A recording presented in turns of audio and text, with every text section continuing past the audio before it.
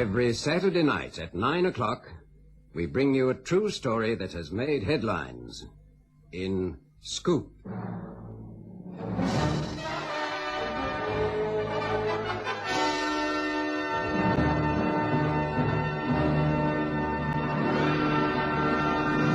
The Death of a Town.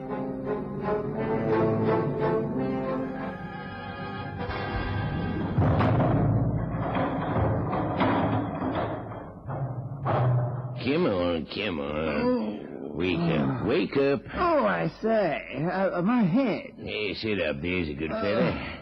There, that's it. Lovely morning. Where am I? Where is this place? Oh, careful. Steady on. Well, the town is Hinckley, East Minnesota. The place, jail. Oh, good gracious. How did I get here? Hinckley? Never heard of it. Yeah, you were drunk and disorderly on the train last night. Oh, yes, I remember. Did I get thrown off? No. I wouldn't have blamed them if they had, mind you. They waited until the train pulled in here and left you on the platform. You'd passed out by then. Good heavens. I must have been in a bad way. Oh, it was pretty bad behavior, Mr. Paulson.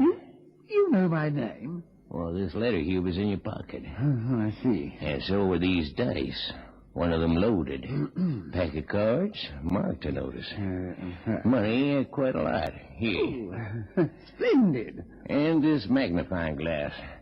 This is what I can figure out. You're a professional gambler, correct? I suppose you could say that. Yeah, that's what I thought. But why the magnifying glass? Well, the truth is, what did you say your name was, old fellow? I didn't, but it's Jed Hawkins, local sheriff. Oh, delighted to meet you, of course, yes. Now, you inquired about this magnifying glass. You call me a professional gambler. Well, I suppose I am in a way, but my real profession is that of palmist. You're what? I read palms. Not a fortune teller, please. Mine is an exact science, palmistry. Well, it's so beyond me, but I'm willing to take your word for it. Now, how about what happened aboard the Duluth Express last night, Mr. Paulson? You know, I should by rights charge you for malicious damage to property and persons. Well, they had themselves to blame. Oh, how come? They challenged me to read their palms, and I did. Oh, well, they didn't like what you told them, is that it? I didn't tell them anything. When I looked at their hands, I couldn't tell them what I saw. I couldn't. Yeah, but why not? Their lines of fate and life ended at the same moment. The same moment. Oh, what's that mean? Well, they were all going to die at the same time. Every one of them, Sheriff. Ah, go on. Well, how could I tell them what I'd seen? How could I? So I didn't say anything, and then they started to goad me and taunt me, and then you lost your temper. Well, I suppose I must have. Yeah, of course, you could have made a mistake, mister. I mean, you were drunk, remember? It was written clearly. The same sign in every hand I saw. Oh, but man can't die together. Well, it ain't natural. But the signs are there in every hand. Oh, I wouldn't take it so hard, Mr. Porson. I got an old aunt who reads teacups. Nothing she's ever told me's ever come true. Tell you what, here, take a look at my hand. No, I'd rather not. Go on, put your mind at rest. No, forget it. What do you say the name of this place was? Hinckley. Oh, I walked through to Duluth. Well, that's a good few miles further on. The train runs through once a day. Comes through here at about 2, returns to Duluth at 6. I see. Yeah, it's a very small place, mister. Lumber mills, nothing else. Lumber? Yeah, pine. Oh, magnificent forests, but, they're clearing them up fast. I see. Pine. Sheriff, you've got 3 young children, haven't you? What'd you say? How'd you know? Take them away, now. Now, this moment, take them right away. Something terrible's going to happen. This is ridiculous. What could happen? Fire. Fire? But that's possible, isn't it? Pine trees, and it's dry. What are the firefighting arrangements like here? Well, there ain't none, of course. None? Well, of course not. And the population? Now, look here, Mr. Paulson. I ain't charging you for nothing for what happened last night, but You go along to Taffy's and have yourself a good meal there. That's just what you need, food and strong coffee, and then you'll see things in a different light. Are there any rivers here? Well, most of them have dried up by this time of the year, but there are the swamps further back. You must take the people there and wait. What for? The fire. Now, look, I had another, mister. You go now. Now, just quickly get out. Jump to it, I'm telling you. Hear what I must say. You're going to regret this, Sheriff. Regret this terribly.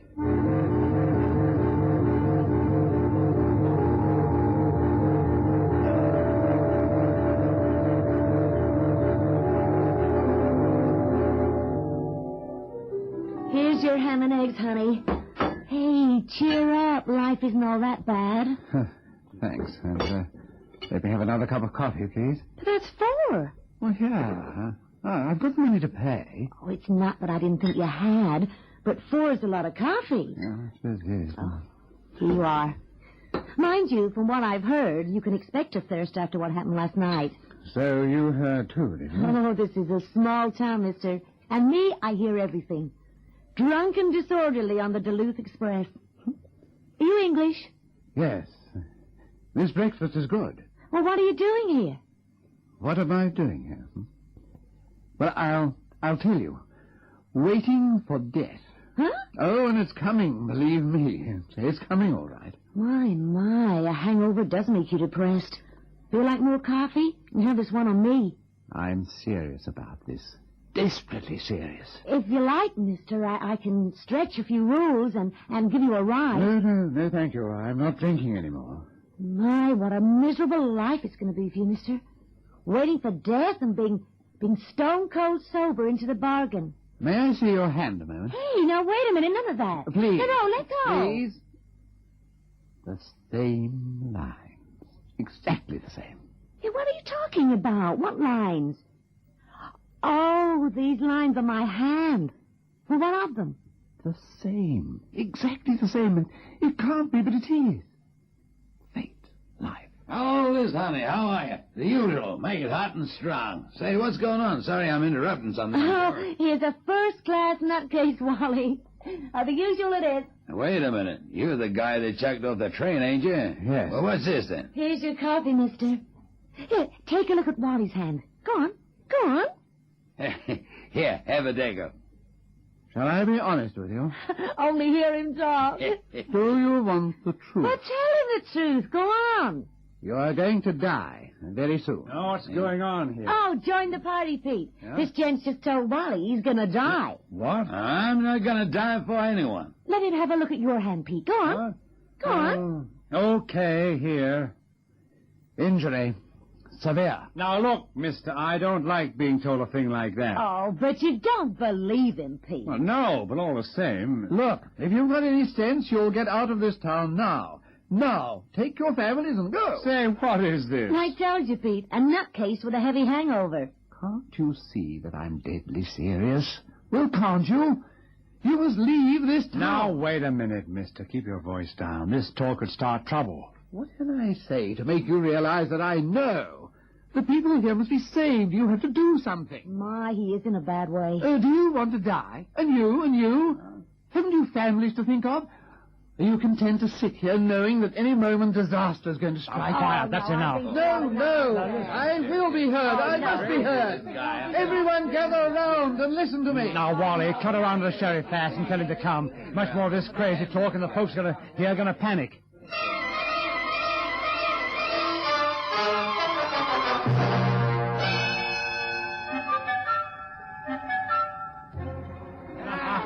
Don't laugh, you fools! Don't laugh! Hey, that's Porson. Hey, you know him, Sheriff. I warn you, the lot of you, that if you don't leave this town now, this moment, you will be destroyed. You said that before. But tell us how. What'll happen? Yeah, that's right. I don't know for sure. I don't know anything for sure. It might be fire. But I've read your hand, and you've all got the same signs, either death or injury. Look, you see, I've got the same sign, too. I don't escape. None of us do. Oh, stop this talk. You're scaring the women. Listen to me. I beg of you. Go now. If you don't, this terrible thing will be on my conscience. Get out of this town. Go to the swamps and wait there, but leave Hinckley. Leave it. Oh, pipe down. That's right, mister, and if you don't, Wally here will make you. Yeah, you better stop him, Sheriff. The crowd looks ugly. Yeah. Hey, Polson. What? It's you, Sheriff. Yeah, if you don't keep quiet, I'll charge you for causing a disturbance. But why don't any of you believe me? Haven't I proved that I can read your palms? Haven't I? And you've proved you're a professional gambler, too, carrying loaded dice and marked cards. Now, Polson, just keep quiet. Are you afraid? Is that it? Didn't you hear the sheriff? Be quiet. Yeah, come on now, Polson. That's enough now. Look, there's a mule train coming through here in an hour's time, going up Duluth way. You'd better hitch a ride, Mr. Polson. Can't you understand what I'm saying, Sheriff? Can't you? Now, look, I want no more talk from you, Polson. Do you understand me? None. You'll have the whole town up in a panic before you finish. I am not leaving, Sheriff. All right, then.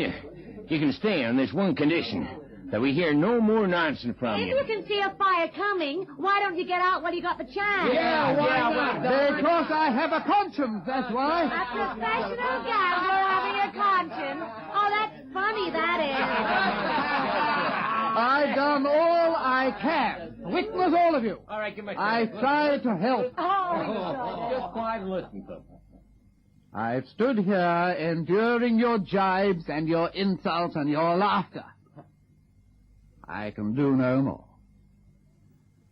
Once, I enjoyed reading the future. Now I know it's more than any man can bear. That'll do now, Polson. Now you get. It's all right, Sheriff. It's all right. I can see such horror and devastation. And no one will believe me. No one.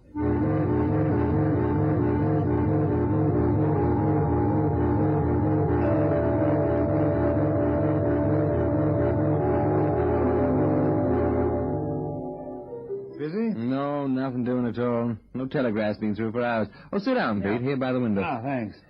Phew, it's hot, isn't it? I've never known it like this before. Oh, there's been quite a performance over at Taffy's place. Oh? Yeah. Some madman said we were all going to die. The sheriff had to clear him out. Yeah, I know about it. He was raving drunk on the Duluth Express last Oh, yeah, night. sure, I was there. He read our hands and said we would die together. So we chucked him off the train. A crazy professional gambler by the name of Pawson. He didn't want to tell us, but we made him. Strange, I wonder if... Oh, a message coming through. Just a moment, Pete, I'll take it. Warning. Poker gamble wiped out by fire. What? Shh. Approaching Hinkley. Warn inhabitants. Warn. Poker gamble wiped out? Fire approaching? Come on, Pete. Let's give the alarm.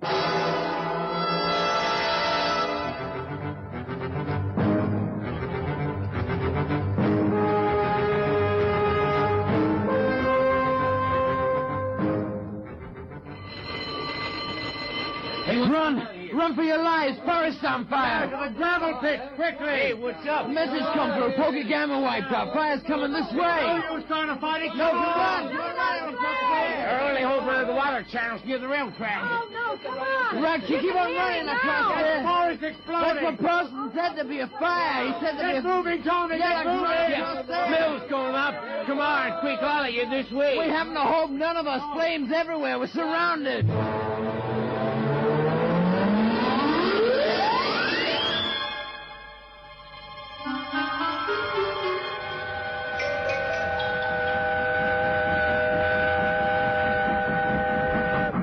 I'd go steady, Jim. There's too much smoke about. We should never have left Duluth on all this. We were crazy. You think we should put back? No, we might get through. For land's sakes! Look at those flames up there. Just look at them. Poker Gamma's got it, and so's Hinkley by the look of it. I wonder where the folks have gone to. Not much water about. River was mighty low last time I saw it. Wonder what the devil started all this. Oh, a spark, maybe, or a match. It didn't need much to get things going. Wait a minute, Jim. Hey! Look, the line up ahead. People! They're coming this way. Brakes, quickly, man. Put on the brake. I'll have to throw it into reverse, and then...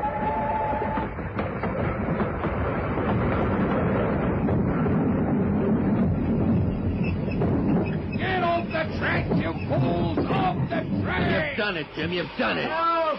Help! There's a whole crowd of them. They seem in bad shape, Jim.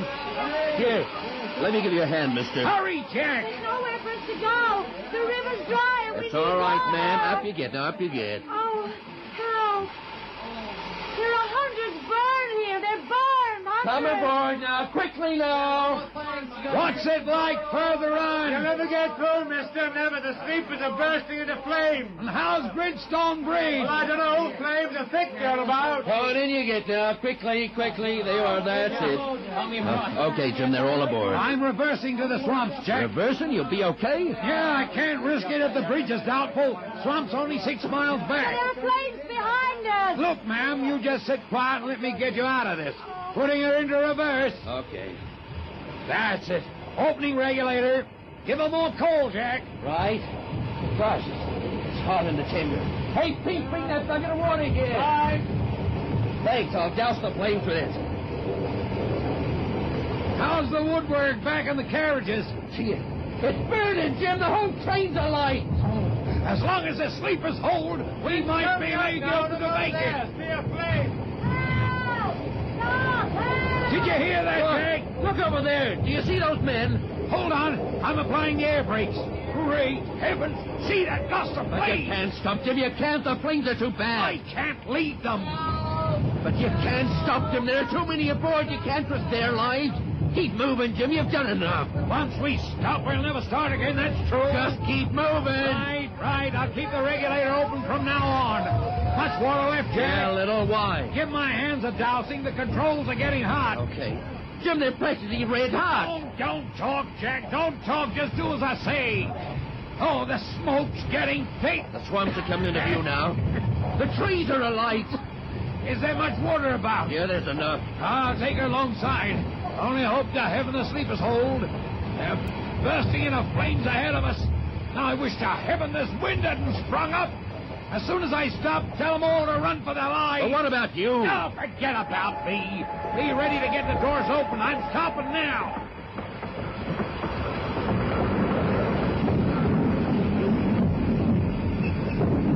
Quickly, the doors! The doors open, them!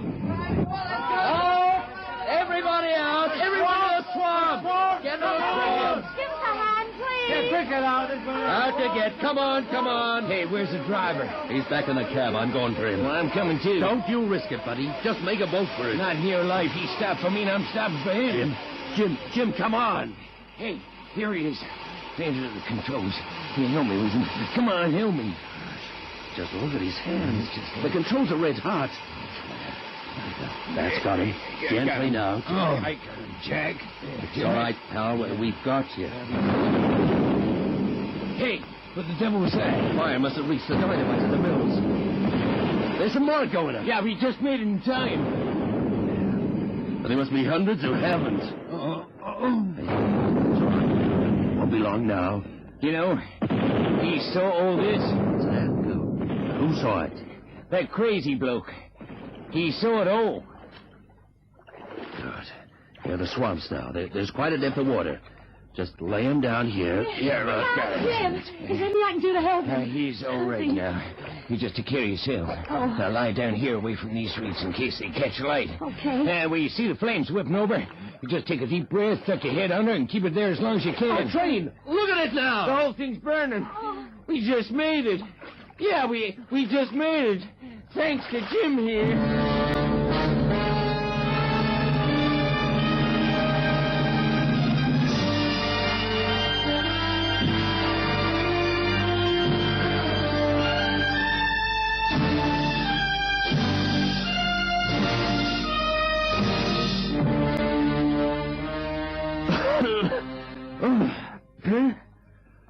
Pete. Huh? Yeah. How do you feel? Oh, terrible. I saw the flames coming, and the last I remember was shoving my head under the water. Oh. You look funny. Most of your hair's gone. Yeah? Well, you aren't looking so lovely neither, Tony. Here, let me give you a hand out. There we go. Well, the flames have gone now. Yeah. Reckon we're the only guys who can move, Pete. Yeah. Look at them. We better go and get help. Look, the whole place is smoldering. Duluth way's our best bet. Yeah. You think you'll make it? Yeah, of course. Oh, I thought I'd be glad to lie down flat in Shuncold swamps. I reckon if we hadn't, we wouldn't be here now. No, we've got a lot to thank that train driver for. By the look of things, Duluth hasn't it so bad. Hey, you see down there, black smoke, miles of it. When we get to the top of this rise, we'll be able to see Hinckley. The rail bridge is down there. Oh, look at gridstone. It's all twisted and melted. Yeah, well, Wally and the rest of them ran to the river. See, there's no water running at all. A fire must have got him. Yeah. It's unbelievable, Pete. Unbelievable. Well, you can see Hinckley now. Look through there. And There's nothing. There's just nothing left. you couldn't tell there was a town there once, could you? Oh. Hello there! Hello! Well, who's that? Hello over there! This way! Look, Pete, look. Yeah? It's a relief party coming down the track. Come on, let's go to them and tell them about the others. Come on.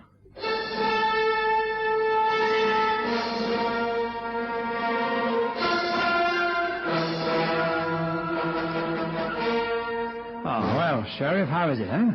Are you feeling better? Yeah. The doc said I can get up tomorrow. Ah, that's what I like to hear. Oh, it's been a long time, Jed. Yeah.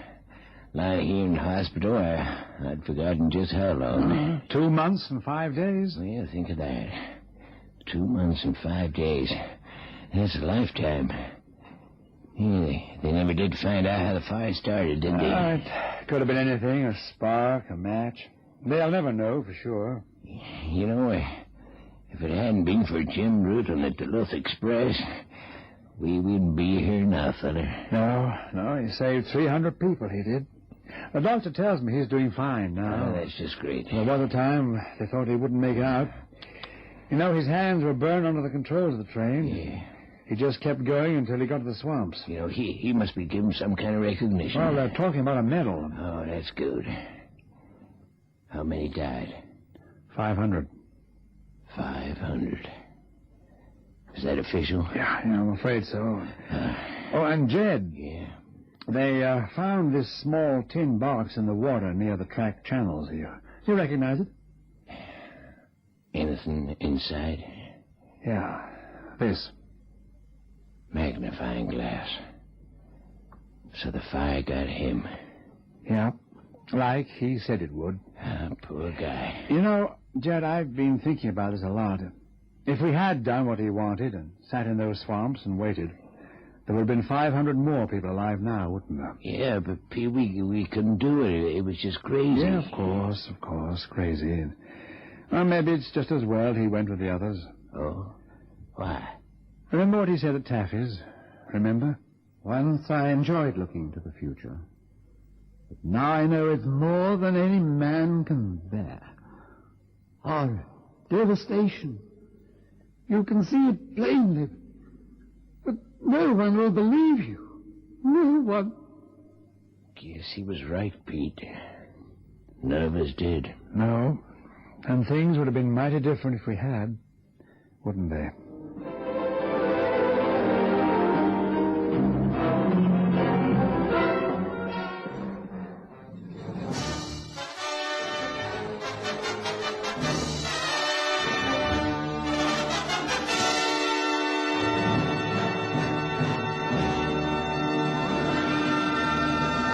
We bring you a true story that has made headlines in Scoop.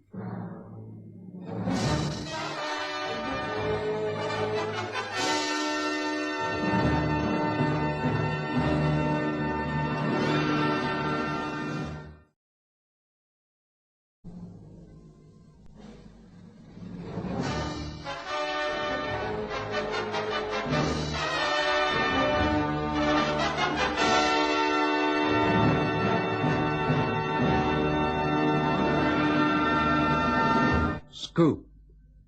True stories that have made headlines.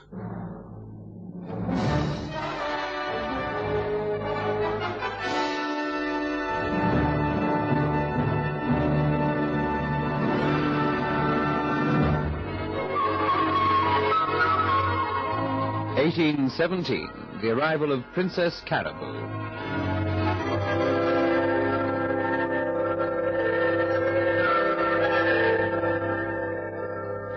Magistrate, Mr. Worrell, sir. Who's that? Oh, it's me, Magistrate, Sam Perkins. I've got to speak to you, sir. Well, then, for goodness sake, come inside, man. Don't stand outside the garden gate. I'm not going to eat you. Thank you, sir. Thank you. I wasn't sure whether... Well, you know how things are. Me being... Well, how should I put it? What is the matter with you, Perkins? Now, stop talking twaddle and get to the point. Yes, sir.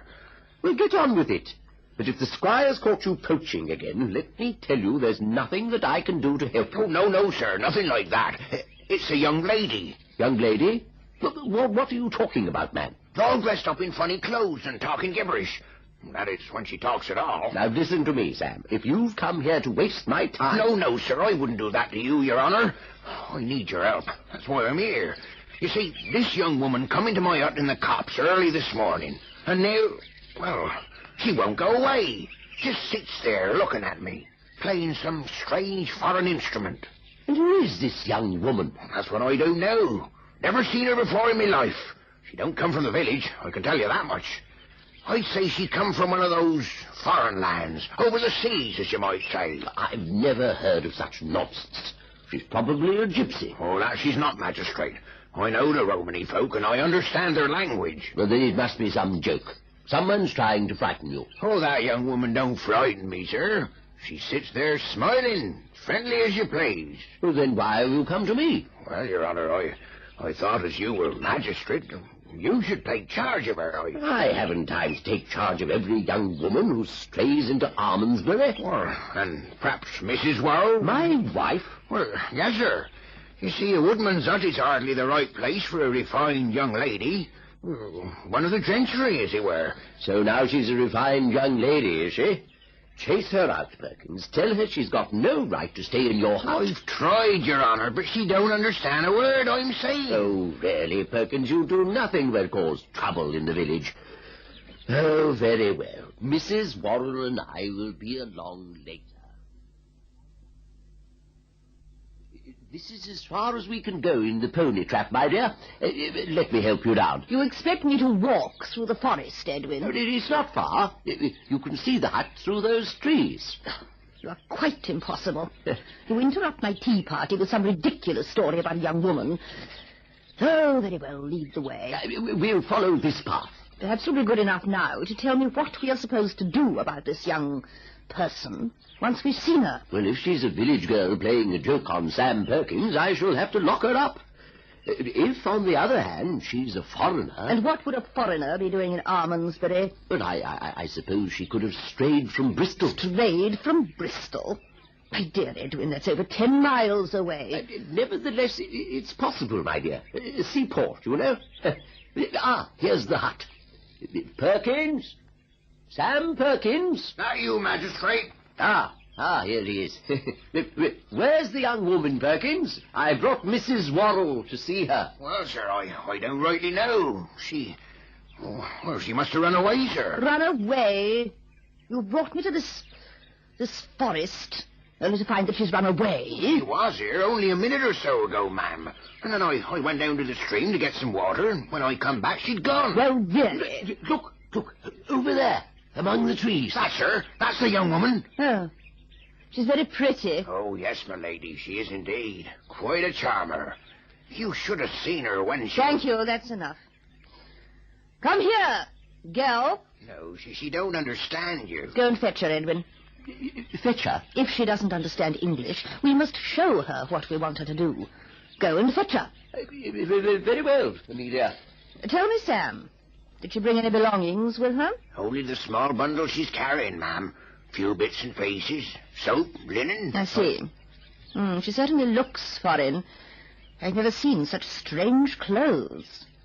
Here we are, Amelia. Speak to the girl. What's your name, young woman? What is your name? She doesn't seem to understand you, my dear. Suppose she's a foreign princess. Princess? What rubbish. Why should a princess wander about the Gloucestershire countryside alone? She's certainly got a bearing. Well, I suppose we can't stand about here all day.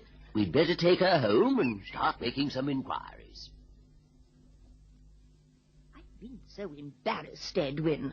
Sleeping on the floor like a wild animal. But I don't see why that should upset you, Amelia. What if one of the servants had come into the room? Can you believe it? I had to get onto the bed myself. before she knew what it was for. I believe people sleep on the floor in the East. Perhaps that's where she comes from. Well, I suppose it's possible.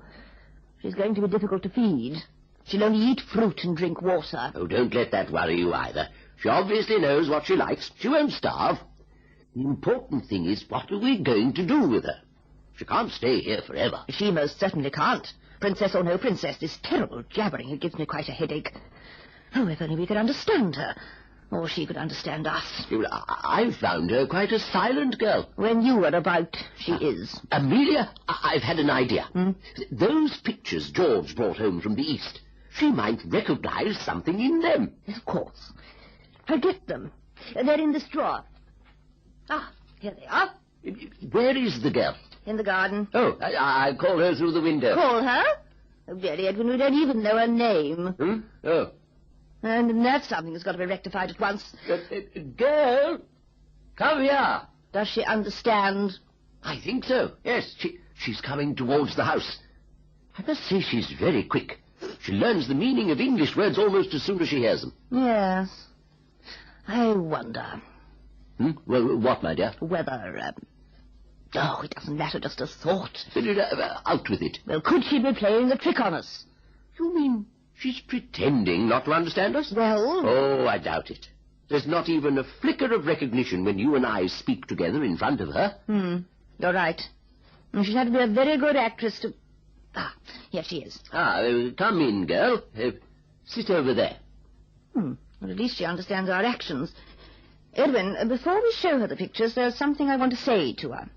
Oh, say it, my dear. Thank you. Now, young woman, I'm quite sure you're imposing on us and that you understand and can answer us in our own language. Oh, Amelia. Wait, really? Edwin. If this is so, and some terrible episode in your life has driven you to behaving in this way, I suggest you make a friend of me. I am a woman, too, and I can feel for you. I'd even give you money and clothes, and put you on your journey without disclosing your behavior to anyone. That is, if you speak the truth. If, however, you are deceiving us, I think I should inform you that Mr. Worrell is a magistrate and has the power of putting you in prison.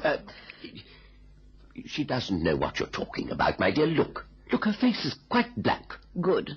That proves she's not an impostor. If she'd understood me, you can be sure the threat of prison would have changed the expression on her face. And now to that first lesson. I'll tap my chest and repeat my name. Like this.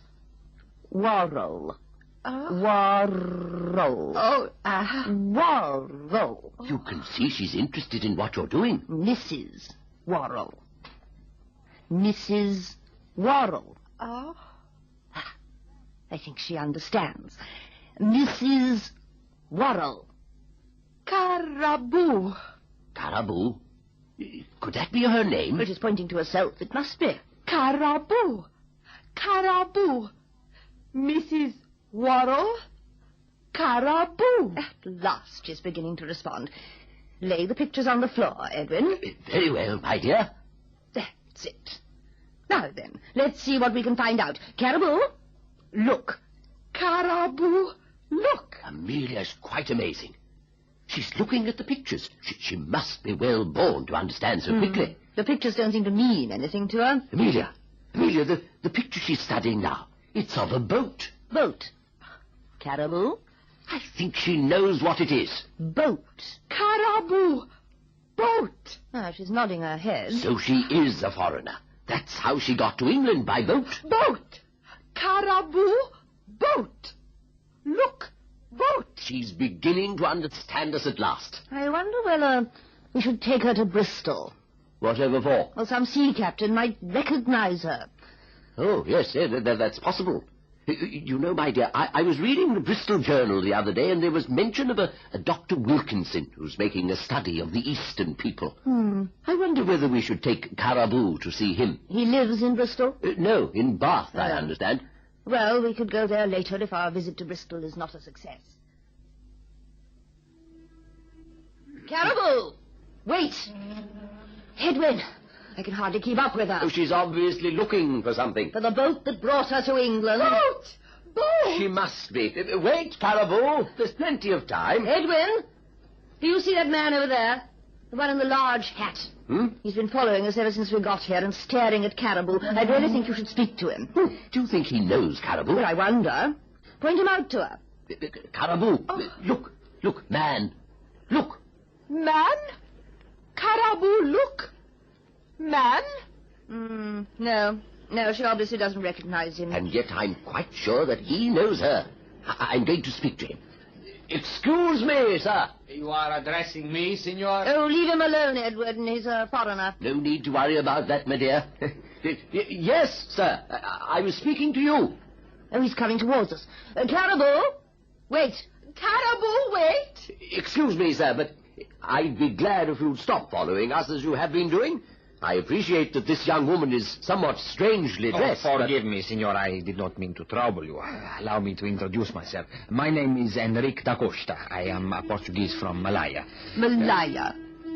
That is in the east, is it not? Oh, it is indeed, senora. And I'd say near to where your charming companion lives. You recognize her? No, but her style of dress is familiar. Might I be presented to her? That is the problem, Mr. da Costa. She doesn't speak English, and we don't speak her language. In that case, allow me to act as your interpreter.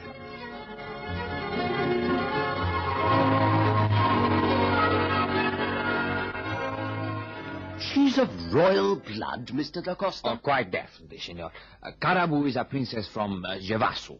I can't believe it. Where is Jevasu? In the East Indies. A small country, but a wealthy one. But how did she get to England? It's an extraordinary story. She tells me she was playing with her ladies-in-waiting in the garden of her father's palace when she was captured by pirates.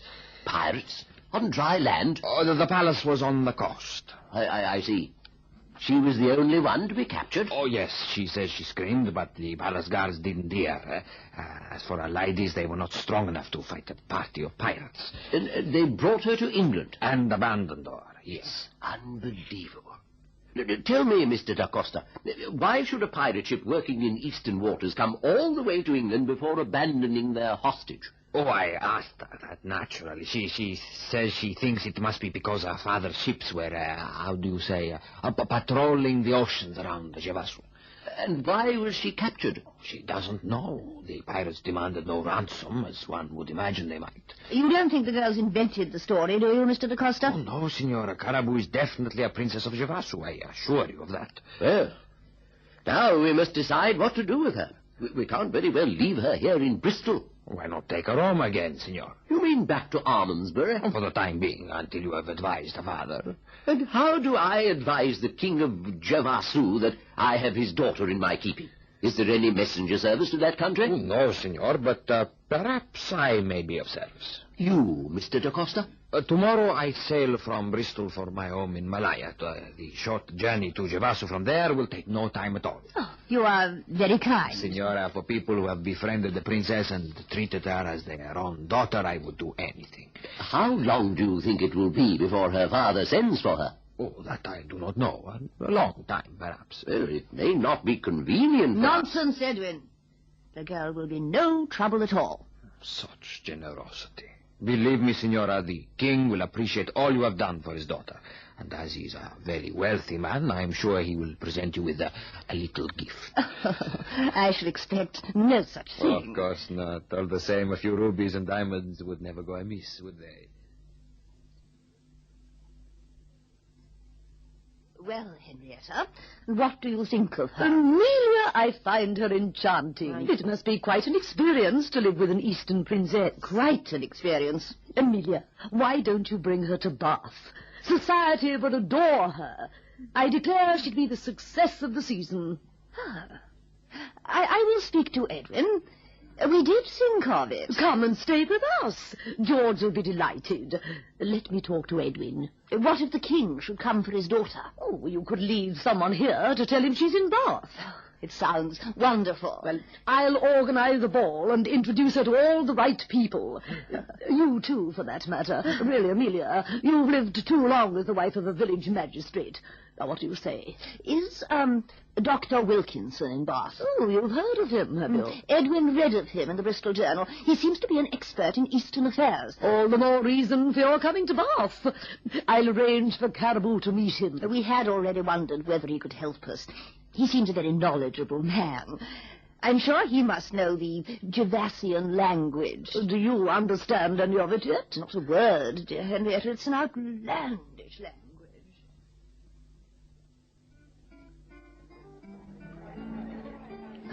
To think that all Bath is at Caribou's feet. Quite literally, it seems, my dear. Look at those young women sitting on the floor listening to her. One would think they understood every word she's saying. Perhaps they do. I'm rather proud of the way I've taught her, not only to understand English, but to speak a little too. Oh, what a grand occasion this is. Henrietta and George know so many famous people. I find it rather overpowering. Isn't that Dr. Wilkinson? Oh, it is indeed. I wonder if he's made up his mind about Caribou. That trouble with the Oxford scholars is very disturbing. They still say that he is wrong and that there is no such thing as a Javassian language. During our meeting, I couldn't gather whether he speaks it himself. What impression did you gain, my dear? Oh, well, I don't know. He didn't say. It's as if... Oh, he's coming over to speak to us. Oh, Dr. Wilkinson, good evening to you, sir. Mr. and Mrs. Worrell, how nice to see you. What a splendid evening, isn't it? And how's our little prodigy? Well, we don't see much of her nowadays. Bath society has taken her to its heart. I'm not surprised. Her Eastern ways are quite fascinating. You are sure she is from the East? Positive, dear Mrs. Worrell. Her habits and manners prove it. And the language she speaks? Difficult, sir, difficult. There seems to be no written form, but I suppose this could be possible for a backward nation.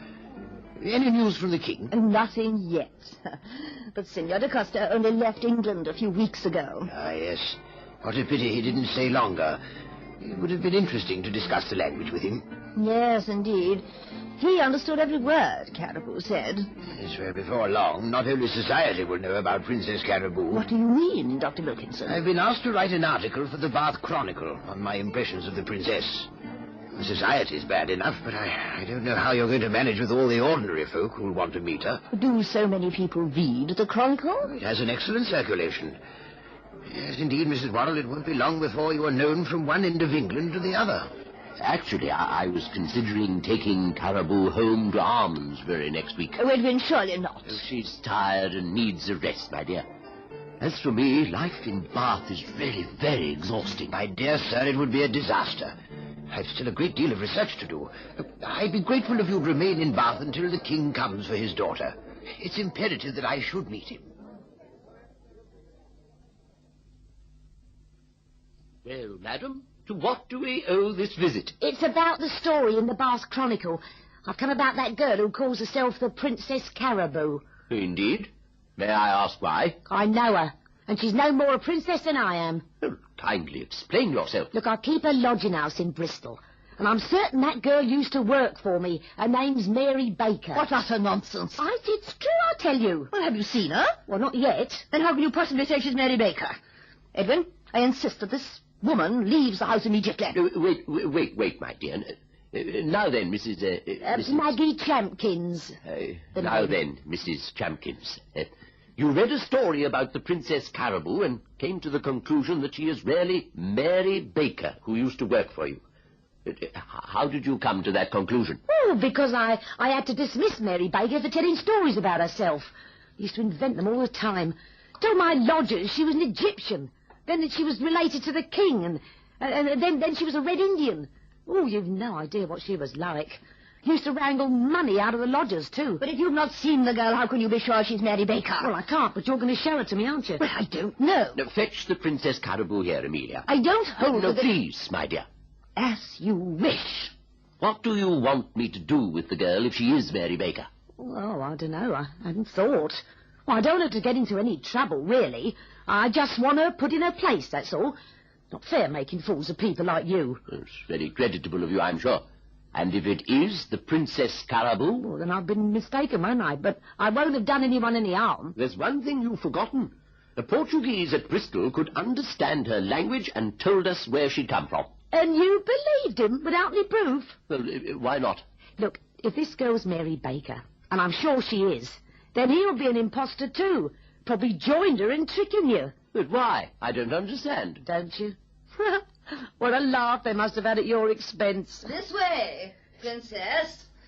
Well, Maggie Champkins. Is this the girl? Maggie! Oh, no! So it is you, you wicked girl. What are you playing at now? Oh, I'm sorry. I didn't You mean... are Mary Baker. I didn't mean any harm. You deserve a jolly good hiding. Oh, no! Wouldn't be surprised if the magistrate... Now, wait a minute. Let's hear what the girl has to say. Stop crying, Mary. I told you I didn't mean any harm. Why did you do it then? Because I was unhappy. You live in a big house with comfortable beds and lovely clothes. You don't know what it's like to work in a filthy old lodging How house. dare you? There's nothing filthy Now, about please. I won't have it. Please. She's a miserable... Always nagging at me. Always make me run here and run there on errands. Nagging? I'll give you nagging. Don't you let her touch me. You deserve to be horsewhipped. Please, ladies. Oh, ladies, is it? This one's no lady. Not even fit to scrub your floors. Give it to me, Your Honour, and I'll... No, please don't let her take me. I'll work for you, ma'am, for nothing if you'll let me. But please don't let her take me back to Bristol. Edwin, Mary, stop crying. Maggie, listen to me. I don't know what you expected to get out of this extraordinary business, Mary, but I'm prepared to help you. Help her? Amelia, what are you saying? I mean it, Edwin. I like the girl's spirit. Oh, ma'am, I promise I'll never let you down. I wouldn't be so sure of that. But what do you want to do with the girl, my dear? I read in the Chronicle that they need people to emigrate to America. America? What about the Red Indians? That shouldn't worry you, my girl. An excellent idea, Amelia. She can't stay in England once this affair becomes public knowledge. I'll arrange a passage at once. And you can write to Irving Sampson in Pennsylvania. He and his wife will look after her. But I don't want to go to America. Well, you can't stay here after making fools of all those fine people. Just wait till the Chronicle writes the true story about you. Oh, Mom! Oh, you'll enjoy it when you're there, Mary, and you'll like the voyage, too. Take her to her room, Maggie. See that she packs her clothes. And remember, Maggie, no punishment. If we're prepared to forgive Mary, you must do the same. Oh, fair enough, Your Honour. Come on then, Mary. Let's get packing. You've been very kind to Mary, my dear. What else can we do with her? She can't stay here. Imagine what people will say. It'll be the talk of the town. And that Portuguese gentleman taking a message to the King of Jevasu. What will he think when he finds out? Oh, don't worry about him, Amelia. He found out a long time ago.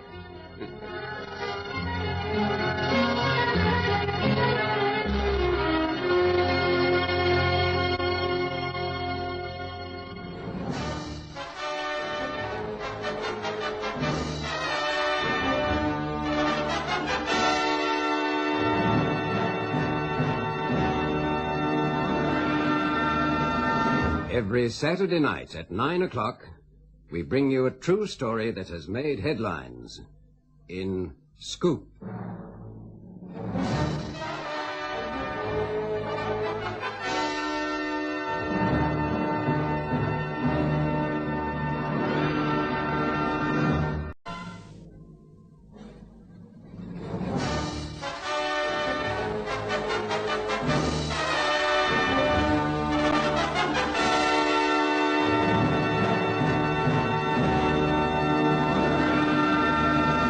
Scoop.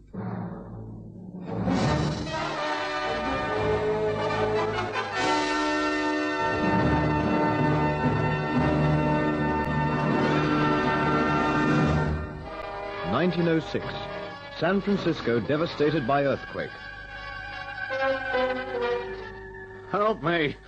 Help me. We're going to stop it. Don't stand there. Help. Len? Help. Len, wake up. The flames are spreading. More water. There's no water. For goodness sake, Len, wake up. What's that? Who's there? Len, it's me, Beth. Oh, you're dreaming again. Oh, he's dreaming. You've woken every night for nearly 2 months shouting about a fire. What is it, Len? Oh, nothing. Just get to sleep, Beth. I'll be all right now. Get to sleep. Huh, there's a good one. After you've given me such a start. Oh, no, I think I'll get up and make some coffee. No, thanks. Beth? Yeah? You won't think I'm being silly if I tell you. Tell me what? What is this fire you dream of, Len? San Francisco. What do you mean? I dream the whole of the city is on fire. It's like that every night. I don't know what starts it off, but it's a nightmare. Oh, no, you've been working too hard. The police shouldn't expect you to patrol for such long stretches at a time. It could be that, I suppose. And yet it's so vivid that it haunts me during the day. I dread going on patrol in the Mission District, all those wooden houses. It's a dream, Len, only a dream. It's real, Bess. So real I can feel the heat. It sweeps down Market Street until the city's engulfed by it. And the people have been driven into the sea. Oh, well, I still say you need a nice cup of coffee. This time I've made up my mind. I'm going to do something about it. I'm going to go see Dynan. The chief of police? Oh, he'll laugh at you. I mean, what'll you tell him? That you've been dreaming? I haven't thought yet, but I must warn him. I've been studying the city from the point of view of fire risk. There's not a district that doesn't have a high percentage of wooden houses. Huh? They're everywhere. The Russian homes on Telegraph Hill, the Italian houses on the North Beach, the alleys of Chinatown. You don't know what it's like, Bess. In Chinatown alone, nearly 40,000 people live crowded together like ants. Oh, no, it can't be that bad. It is. What's more, I'd say hardly any of those buildings are insured. And that's the other thing. I'm going to take out an insurance policy tomorrow. I want a $2,000 fire insurance on this house. Oh, you really believe that this fire's going to happen, don't you? I know it is. Although I didn't know it then, I wasn't the only one to be worried about the possibility of fire in San Francisco. Fire Chief Dennis Sullivan had received a report from the National Board of Fire Underwriters, which had filled him with misgivings. The underwriters had found a vital flaw in the water supply in the city. There wouldn't be enough pressure to fight a fire of any size. Sullivan sent the report to the mayor, Eugene Smits, who planned for a citizens' committee to discuss the matter within the next few days. Someone else was worried, too. Brigadier General Frederick Funston, acting commander at the Presidio garrison. He decided to see the mayor. Have a cigar, Funston. I can recommend them. Imported from Havana by... I'm not here on a social visit, Mr. Mayor. I want to know why you rejected my scheme for a dynamite squad. Oh, my dear General, I should have thought it was obvious. I don't consider it necessary, and that's all there is to it. Not necessary? That's criminal. You've read the fire chief's report? Naturally. There's not enough water to control a large fire in San Francisco. Sullivan's very worried about it, and that's why I put pressure on the War Department to accept my scheme for a dynamite squad. If we don't do something soon... The city can't afford it. You don't seem to understand. Unless we do something about the situation, there won't be a San Francisco. I understand one thing, Funston. That insurance men are here to make money and... That's a ridiculous thing to say. Well, I think not. Besides, why worry about fires when there's a great deal more to be done for the future of the city? You've forgotten the fires of 1849 and 51? I don't live in the past, General. Those fires were over 50 years ago. It could happen again. Well, we'll wait until then, shall we? Sometimes I wonder whether the things they say about you might not be true. What do you mean? Someone once said that you proved that the keys to the political success were corruption, bribery, and violence. What's that? How much must I pay? How dare you? Please leave at once. Very well, I will. But don't think I shall give up the fight. I love San Francisco and intend doing something about the state of things here. If necessary, I shall run the corruption out of this city. If I were you, General, I'd be careful that your virtues don't make life difficult for you. As for the firefighting facilities in this city, I've arranged for a meeting of citizens to discuss the matter. Good morning. And so the life of San Francisco went on. The evenings were brilliant with entertainments. There was Mardi Gras and roller skates at the Mechanics Pavilion, a vaudeville bill at the Orpheum Theater, Victor Herbert's Babes in Toyland at the Columbia. John Barrymore had just completed a season in The Dictator, and the great Caruso was starring in Carmen at the Grand Opera House. Not another performance. My dear Caruso, you have a contract. Besides, if you'd not made this tour of America, you would have been in Naples. Think of that. Napoli. My beautiful Napoli. I cannot believe what they are saying in the newspapers, that Napoli is threatened by extinction from lava. That devil's Vesuvius. You can't imagine what it is like, Alfredo. There is nothing more terrifying than an erupting volcano. Yes, perhaps, as you say, it is a good thing I am here in San Francisco.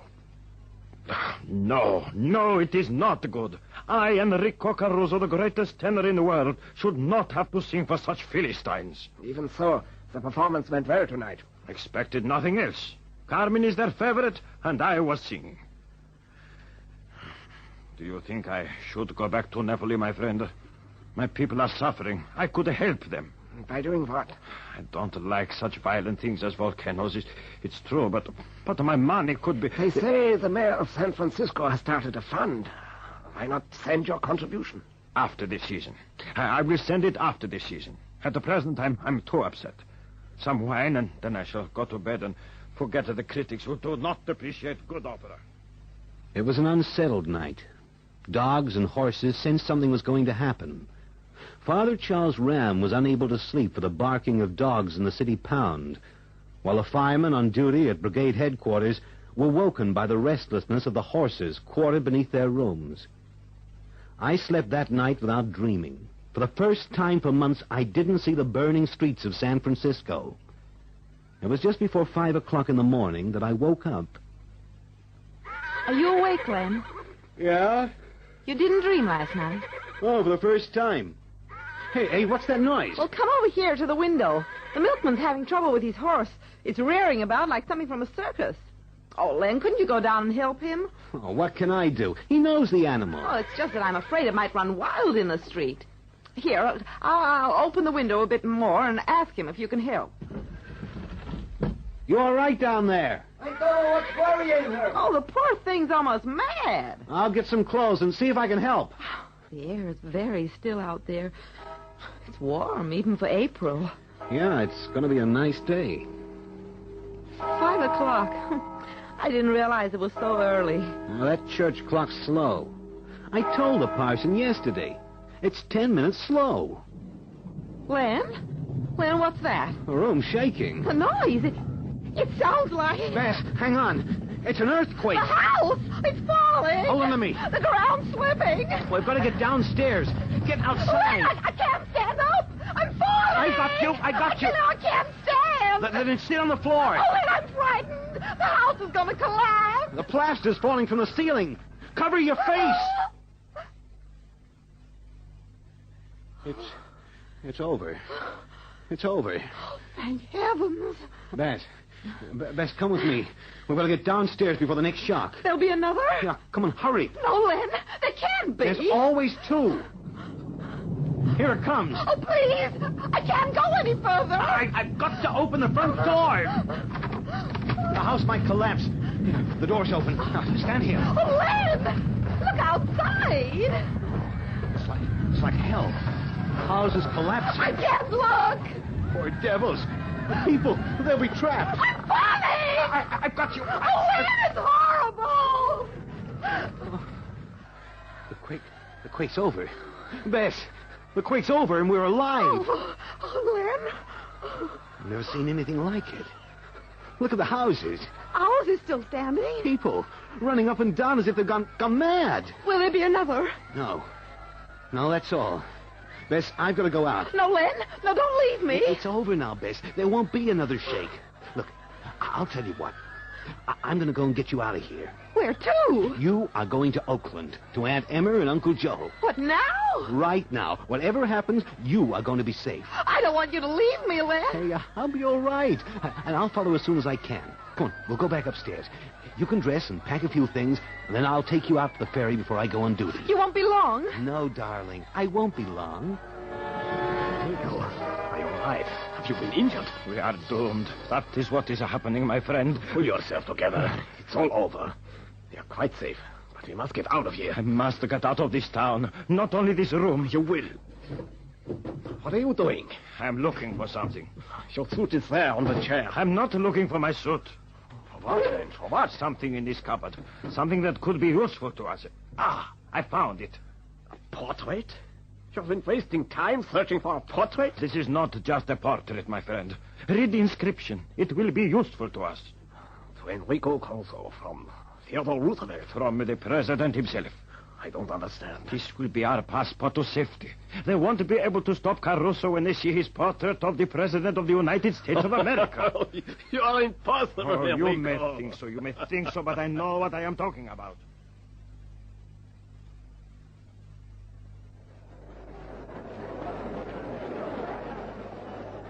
Morning, General Funston. A terrible affair. Morning, officer. It is indeed. I'd say it's not finished yet. You mean there's going to be another shake? No, that's over, thank goodness. Look over there, on the other side of Market Street.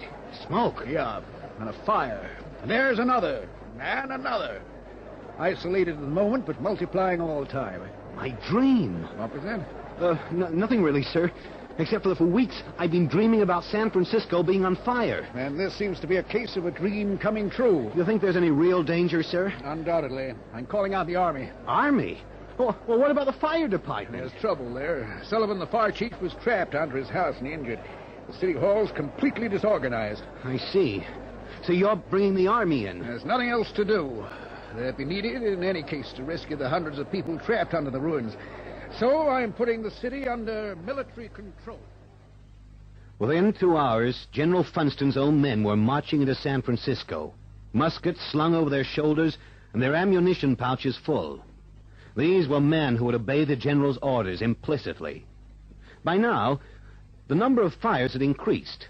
My dream was becoming a reality. The rescue work went on. Men dug like mad things into the rubble that had been our city. The fire department was now under the command of John Doherty, who, at the age of 69, suddenly found himself fire chief in Sullivan's place. What do you mean there's no water, Mr. Doherty? Just that, Mr. Mayor. There's no water. That's impossible. I only wish it were. I first realized it half an hour ago when I reached the site of one of the fires. It was a restaurant. One of our engines was standing by a hydrant as useless as a statue in a city square.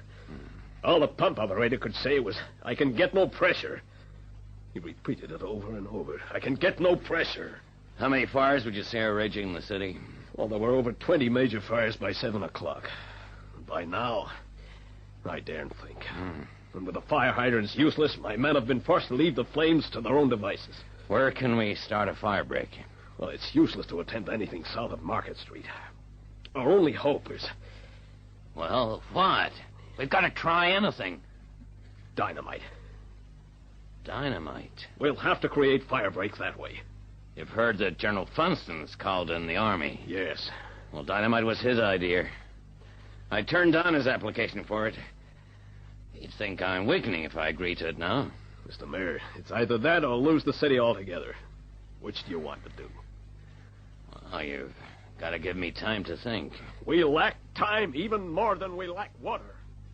With the spread of the fire, refugees were pouring out of San Francisco with tales that filled America with horror. Rioters were sweeping through the business area in a wave of vandalism that even General Funston's troops were unable to control. An armed gang was massing to storm the United States Mint and rob it of over $200 million stored in its vaults. In all these stories, there was a grain of truth. As the day progressed, the mayor began to take over full control of his city. It seemed that with disaster, he had acquired courage. Exploitation must stop, gentlemen. The police chief tells me that draymen are charging as much as $75 to carry household effects a distance for which they asked $2 yesterday. Such men must be arrested immediately. And now, about dynamiting. Judge Cavanese says that the city's got a right to destroy property to prevent the spread of fire. Mr. Mayor, I don't think it's necessary to discuss the rights or wrongs of destroying buildings. I'd say it's more than necessary, General. It's essential. In that case, let me say that any such discussion would be too late. At 12:45 precisely, Lieutenant Martin Briggs and 6 men began blowing up buildings on California Street. How dared you? I haven't time to run to the city hall every time I need permission for some move or other. Excuse me, General, but I'd say the explosions on California Street caused more trouble than they were worth. They started a fire a full block away from the main fire line. My men tell me that within an hour they blew up over a dozen buildings and started 4 more fires. Is this true, General? I suppose it could be so. Your men seem to be getting out of control. I understand nearly a dozen looters in various parts of the city have been executed without trial. My men are under stress. We all are, but it's only fair to warn people before one takes such matters into one's own hands. Warn them? Please read this proclamation I intend issuing at once. Please read it aloud for Mr. Doherty's information. Proclamation by the mayor. The federal troops, the members of the regular police force, and all special police officers have been authorized by me to kill any and all persons found engaged in looting or in the commission of any other crime. I have directed all the gas and electric lighting companies not to turn on gas or electricity until I order them to do so. You may therefore expect the city to remain in darkness for an indefinite time. I request all citizens to remain at home from darkness until daylight.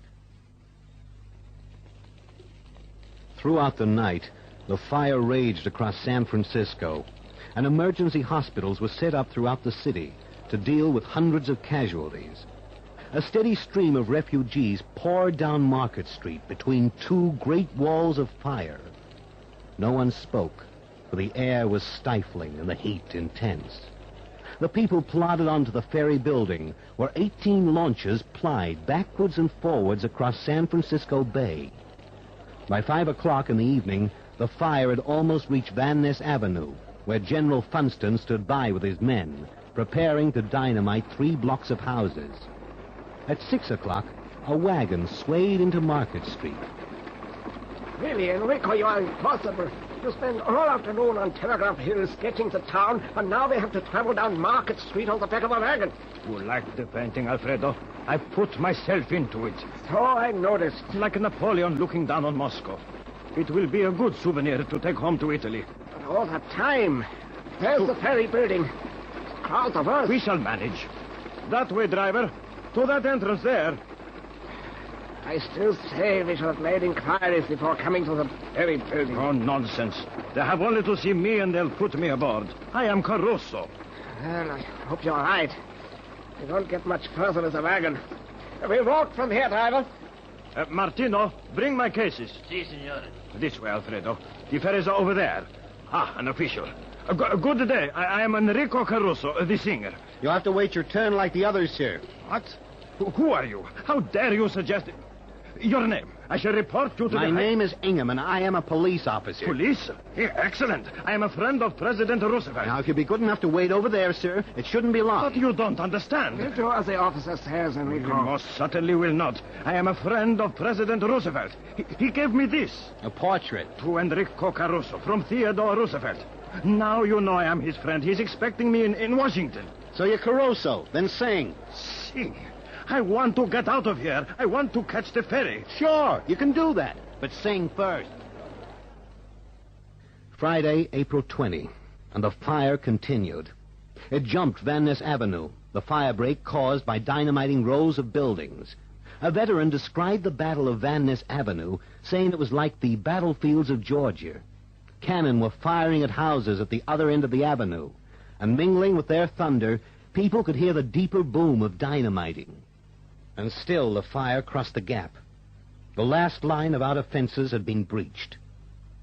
Outside St. Mary's Cathedral, a group of men stood around Fire Chief Doherty. We're wasting our time. We'll never stop the fire now. The mayor's right, Doherty. Your men have worked their hearts out. And what have they got to show for it? A few buildings standing like islands in a desolate sea. Look at it. Disaster. The fire's only inches short of complete victory. Well, shall we go back to our headquarters, gentlemen? There's nothing more we can do here now. You're wrong. We've got to stop this fire. Whether it's crossed Van Ness Avenue or not doesn't matter. We've done our best. All of us have done our best, it's true, but that's not enough. We can do better. Resting on your laurels, complaining of the heat will get you nowhere. Look at you. Weaklings, fools. You've always been full of what you would do if San Francisco were to burn. You couldn't even put out a campfire, any of you. I don't think I like that. You're not supposed to like it. You're supposed to do something about it. I'll make them fight that fire if it's the last thing I do. Walters, Fred, come over here. That's an incredible man. It's as if he's been reborn. He looked like a man of 39, not 69. Funston, the wind's come up. It's like a gale. Yeah, I can hear it, but I can't feel it. Well, if it should blow this way... Look, flames are running along the road. Careful, Smits. You'll be burned. Stand up on those steps. Ever heard of anything so uncanny? A wind and no wind? I've heard of such things before. The fire forms its own wind. May heaven help us. We'll never stop the flames now. The heat. The world's burning. Doherty! The wind, can you feel it? Don't you worry, Mr. Mayor. We're used to this sort of thing. The fire burned itself out on Saturday. Yard by yard, the firemen gained ground, inspired by the courage and strength of John Doherty. By 5:30 that morning, the firemen on Van Ness Avenue reported that the fire was out, 74 hours after it had begun. Then, later that day, it began to rain. 4.5 square miles of San Francisco was razed to the ground by fire, and 28,000 buildings destroyed. But they say the San Andreas Fault is still on the move. So who knows when the tragedy of earthquake and fire will come again to one of the world's loveliest cities, San Francisco.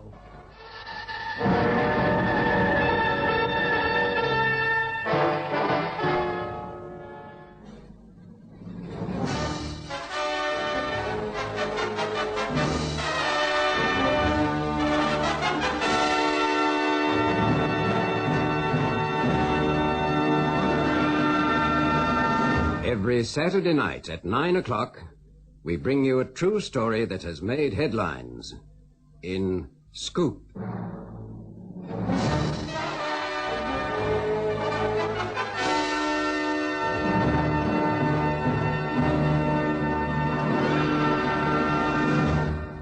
Scoop. True stories that have made headlines.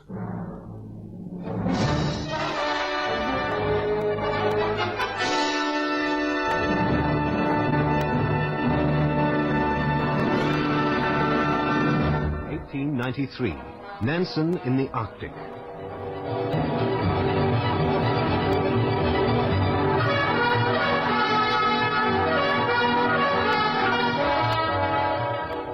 I tell you that Jeanette has drifted over the pole. We can't be sure, Fridtjof. My dear Otto, tell me how else some wreckage from the ship could have been found on the southwest coast of Greenland, the opposite side of the polar basin. Look, you can read it for yourself, here in the newspaper. Fridtjof's right. We know the American captain de Long entered the Arctic Ocean through the Bering Strait. And that he abandoned the Jeanette north of Siberia. She must have drifted across the pole, or very close to it. What if she's not the Jeanette? What else could the wreck be? They've even found a pair of oilskin trousers belonging to de Long's party. What more proof do we need than that? There's got to be a polar current. So you believe the best way to get to the North Pole is to sail there, is that it? That's exactly it. You'd be mad to try. Why? Have you forgotten? When they found the wreckage of the ship, she was crushed to 1,000 pieces. No ship could stand such a strain. I have a design for one that would. My dear young man, you are an idealist. One can't perform the impossible. Fridtjof Nansen can. By the way, Fridtjof, I have something for you. In this parcel. Believe me, this should dispel any doubt one might have about a polar current. What is it, Hjalmar? Have a little patience. There it is. An Eskimo throwing stick. From Greenland. What? I've never seen work like this in that part of the world. I'm sure you haven't. Do you see the glass beads decorating it? They're Chinese. I don't believe it. And you found this in Greenland? A friend of mine in Gotthard thought you'd be interested. I most certainly am. Where exactly was it found? On the coast? Among some driftwood. He reckons it must have come from Alaska. He says the beads are very much like those the Alaskan Eskimos buy from the people who live along the coast of Siberia. Well, what do you say now, Captain Svendrup? I've got to admit I'm fascinated. So am I, but I'm not surprised. There's no wood in Greenland suitable for making boats or sledges. We all know that. So they're made from driftwood. And where does the driftwood come from? That's what I want to know. Where does the driftwood come from? Yeah, come to think of it, a botanist once told me he'd found Siberian larch amongst Greenland driftwood. And that's it, isn't it? Could there be. Must be a polar drift. Of course it is. What about it, Otto? Will you captain my ship for me? You have a ship already? Not yet, but it's only a question of time. I shall ask the Norwegian government for a grant, and I believe... Wait. As I understand it, you intend running the ship into the pack ice... And drifting with it across the pole. I see. It's a very courageous thought, but as I mentioned before, where will you find a ship that will be able to ride the ice without being crushed to matchwood? Here, look at this plan. The Fram? Yes, that's what I shall call her. Fram. She's not very big. She's been designed that way on purpose. She's got to withstand enormous pressure. The bows, stern, and keel have all been rounded so that the ice can't get a firm hold on the hull. Instead of nipping the ship, the ice should raise it out of the water. I wonder. How many men do you intend carrying? She's been designed to carry 12 men with coal and provisions enough for 5 years. 5 years? You don't have to come with us, Hjalmar. Try and keep me away. You're very silent, Captain Sverdrup. I was wondering where it would be best to run her into the pack ice.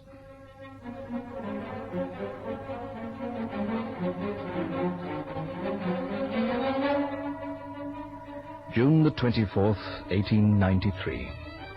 Today the Fram sailed from Pepperviken, Norway. It is Midsummer's Day, a dull, gloomy day, and with it came the inevitable leave-taking. Behind me lay all I hold dear in life, and what before me? Like an arrow, the little boat sped over Lysaker Bay, bearing me on the first stage of a journey on which life itself, if not more, depended.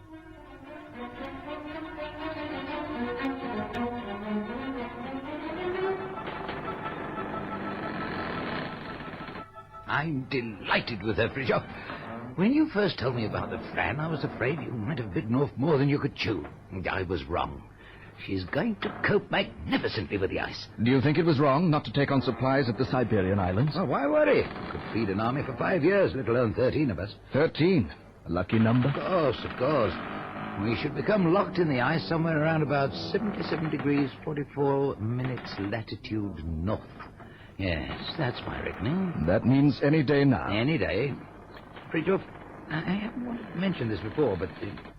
What is it, Otto? What will you do if we don't cross the pole? If it should happen, which it won't, it might be worth walking there. Walking? Anyway, the question hasn't arisen yet. And if it should, we'll see how close to the pole we get and work it out from there. I often think that... Who's that? Come in. We're approaching the pack ice, Captain Svendrup. Ah, thank you, Hendrickson. Shall we go up on deck, Fridtjof? The adventure begins. Ahead of us, 2 years of wandering. That's how you put it, isn't it, Mr. Nansen? More or less. Plenty of time for research. I'm looking forward to it. Ah, what it is to be young, eh? Close the door, Hendrickson. Very good, sir. I want to call a meeting as soon as we're stuck fast, Fridtjof. I want to make sure every man in the team knows his job concerning the maintenance of the ship. It's no use having a wreck on our hands when we strike the Atlantic. Amundsen plans to put up the windmill almost at once. Ah, to drive the dynamo. Oh, that will be a blessing. At least we'll have electric lights. I want Lars to do something about the longboat davits while we're here. I noticed they're twisted. It must have been that sea. You don't want to change your mind, Fridtjof. You don't want to turn back before it's too late. Too late for what? I don't know. I thought for a moment it might... Oh, well, we're all in this together, aren't we?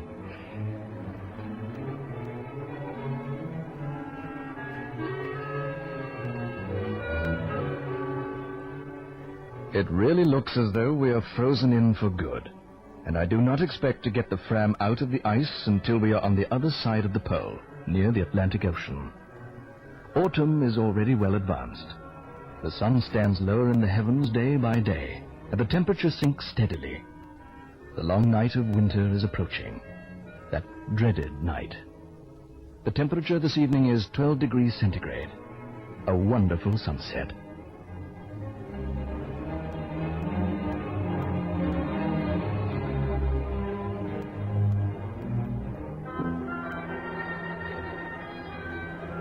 Ah, there you are, Fridtjof. Have you seen Dr. Blessing about? Yes, out on the floe.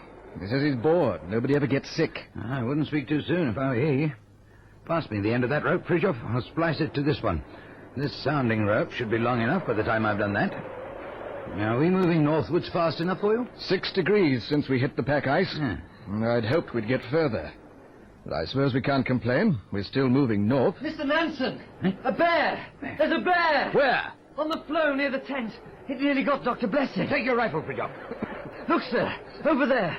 The doctor and Mr. Johansson are running towards us. Run, Hjalmar! The bear's following the doctor. To the left, Hjalmar! I want to aim. Dr. Blessing, keep down. Fire, Nansen! Don't wait! Fire! It's down. Fire again, Nansen! Amundsen, release the dogs. No need. It's dead. What happened? We were setting up Hansen's laboratory. Yes. Hansen saw it and warned us. I thought I'd better come back to the ship and fetch a rifle. The trouble is he saw us.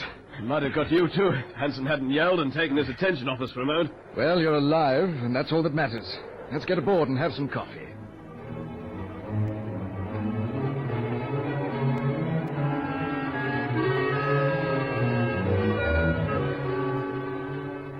Monday, October the 16th. Ice quiet and close. Observations of the 12th. Placed us in 78 degrees, 5 minutes north latitude. Steadily southward. This is almost depressing. I've stayed in today because of an affection of the muscles, or rheumatism, which I've had for some days, and for which the doctor is massaging me, thereby greatly adding to my sufferings. Have I really grown so old and palsied, or is the whole thing imagination?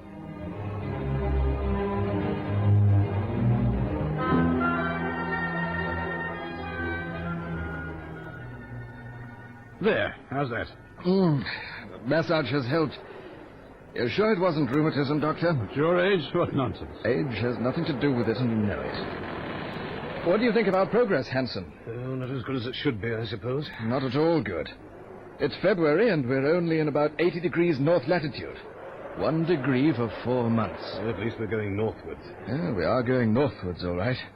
At the same time, if we go on at this rate, we should reach the pole in about... Not even worth thinking about. In what, Nansen? Tell us the worst. All right. We should reach the pole in about 45 to 50 months' time. As low as that? Do you agree with me, Otto? Yes. Well, what can we do about it? You needn't think we haven't given it a lot of thought. At best, as things are going, we could be home in 8 years' time. 8 years? We don't have enough supplies to... Exactly, Hendrickson. We don't have enough stores for such a journey. You reckon we're wasting our time, drifting to the pole? I wouldn't say that. No research is a waste of time. Are you trying to tell us that the Fram will never cross the pole and reach the Atlantic? I'm not saying that at all. I'm still convinced she will. What I'm trying to say is that it could take too long. And might never happen. Admit it, Fridtjof. It might never happen. All right, Otto. It might never happen. There it goes again. The ice pressure trying to crush the life out of the Fram. It hasn't been very successful, has it, sir? No, Hendrickson, it hasn't.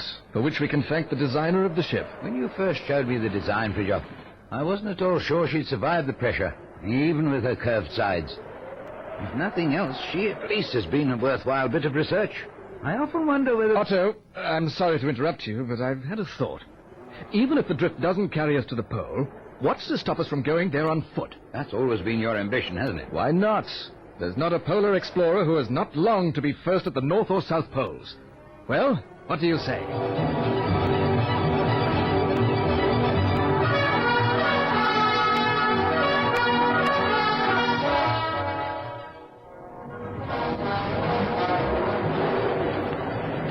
So that's it then.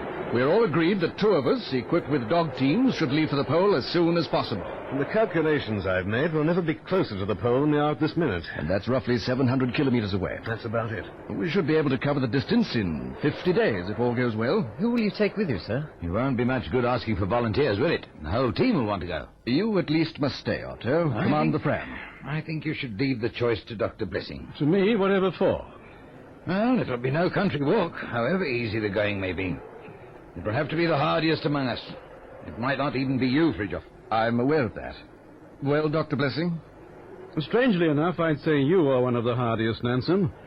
And you haven't had another attack of rheumatism for 2 years. You believe I could make it? I think it's essential you should go.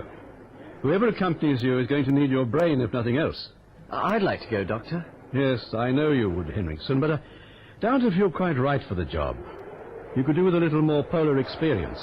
Remember, Nansen's already crossed Greenland on foot. He knows what he's about. Thank you for offering, Henriksen. Well, Doctor, who is it to be? What about you, Johansson? Would you do it, Hjalmar? As I said to you once before, try and keep me away. That's settled, then. When do we go? What do you advise, Hansen? You shouldn't leave it later than March 14. Right, March the 14th. You spoke of sledges. If you take my advice, you'll take along a couple of kayaks with you. Whatever for? Well, you could miss us, and then you'd need some form of sea transport, wouldn't you? That's true. Very well. 3 sledges, 27 dogs, and 2 kayaks. And not forgetting food enough for 100 days.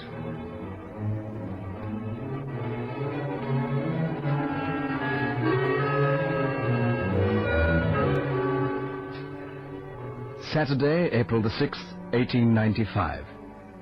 The ice grows worse and worse. Yesterday it brought me to the verge of despair. I will go on 1 day longer, however, to see if the ice is really as bad further northward as it appears to be from the ridge where we are encamped. Lanes, ridges, and endless rough ice. It looks like an endless moraine of ice blocks.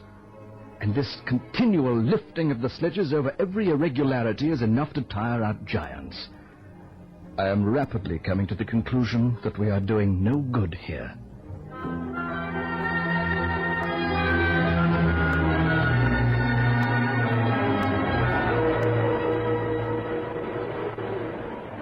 Helmer!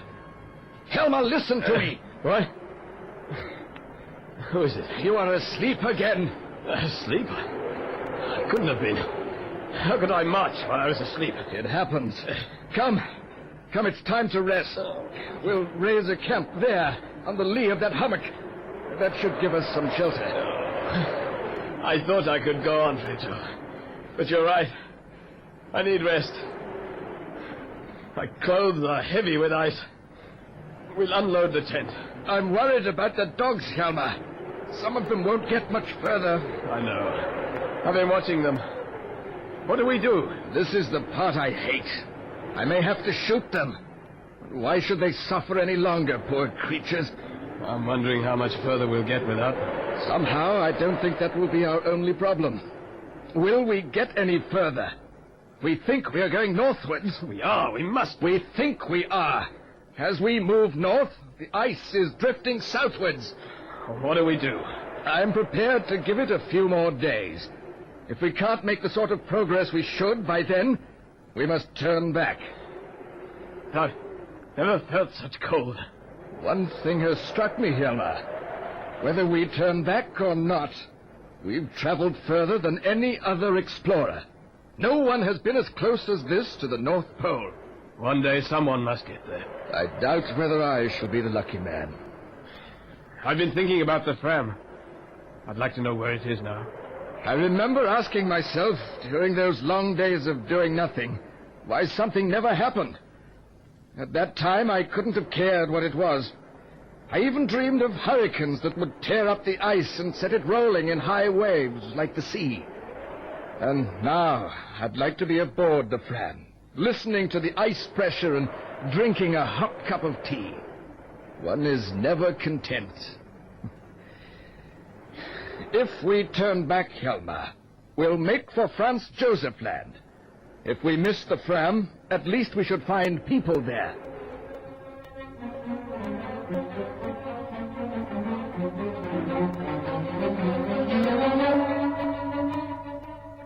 Monday, April the 8th. The ice has grown worse, and we've got nowhere. Ridge after ridge, stretching as far as the horizon. There is not much sense in keeping on. We are sacrificing valuable time and doing little. If there be much more such ice between here and land, we shall indeed want all the time we have. We start southwards in the morning.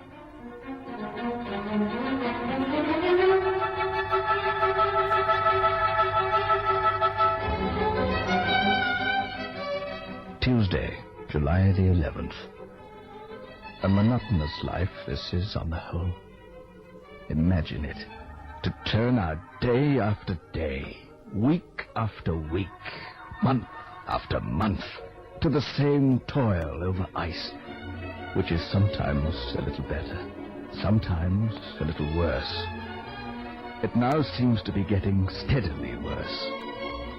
No sign of land in any direction.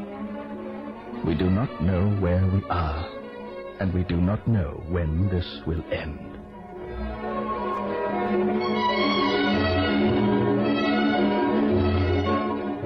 Wednesday, July the 24th. At last the marvel has come to pass. Land. Land.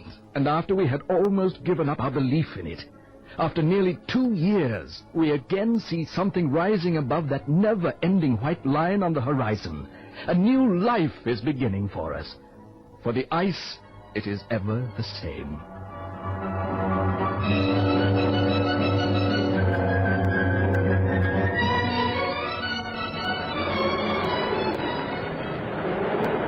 It's my turn to go out, Fritjof. Leave it, Helga. You can wait until morning.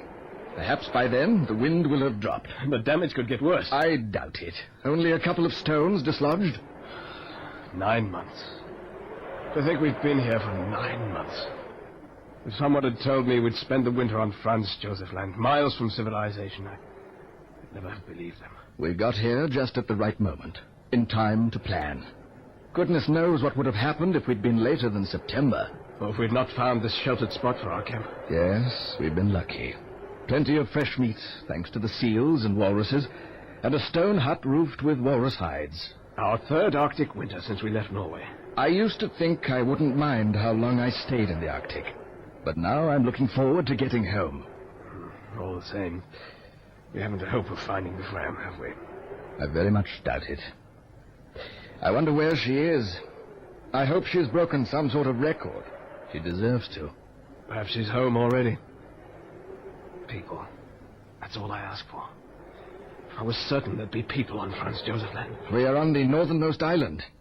There'll be some outpost or other further south. When do you think we'll be able to travel again? With any luck, in a couple of weeks' time.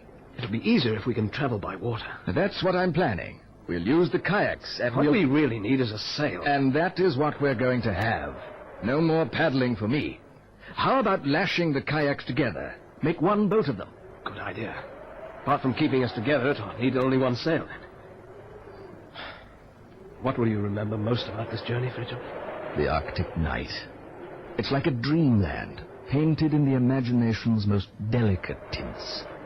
It has a weird beauty, without feeling, as though we are living on a dead planet built of shining white marble.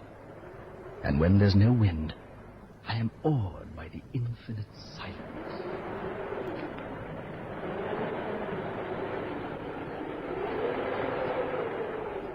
Once we get to the top of this hillock, we should be able to see which is the best route to take. I think we should make tracks for that large island, the one we saw lying to the south. The water's clearer that way. I'm wondering if we'll ever find men on these islands. We'll find them. Now then, let's have a look. Yes, that's the way. Do you see how the...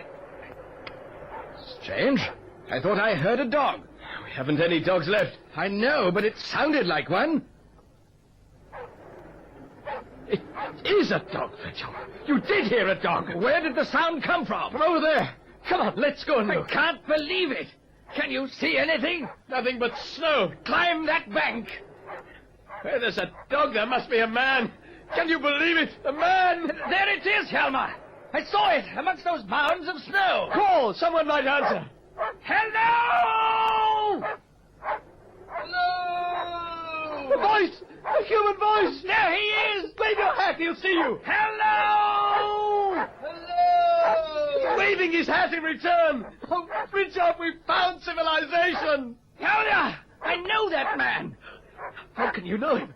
Who is he? He is an explorer. An Englishman. Oh, what is his name? He'll tell you himself in a moment. I remember his name. It's Jackson. Frederick Jackson. We're saved, Helma!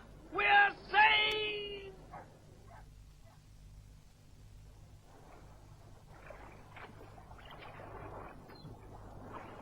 I'm proud of you, Otto.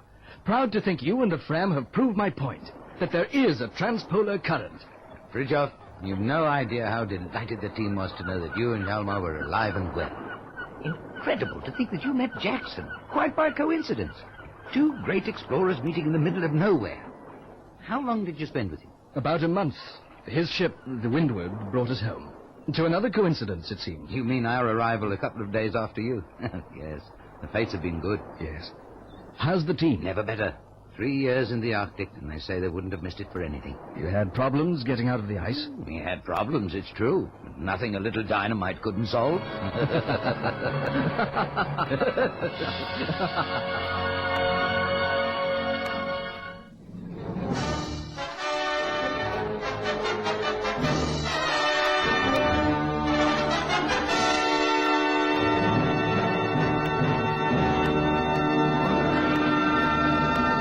Every Saturday night at 9 o'clock, we bring you a true story that has made headlines in Scoop.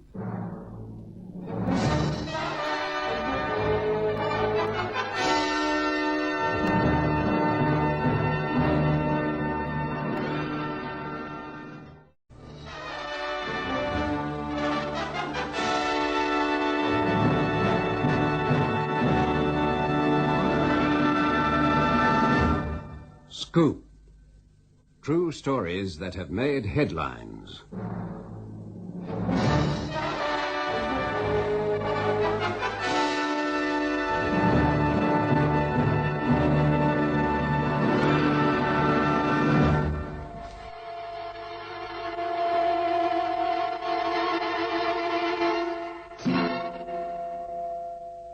January 1917.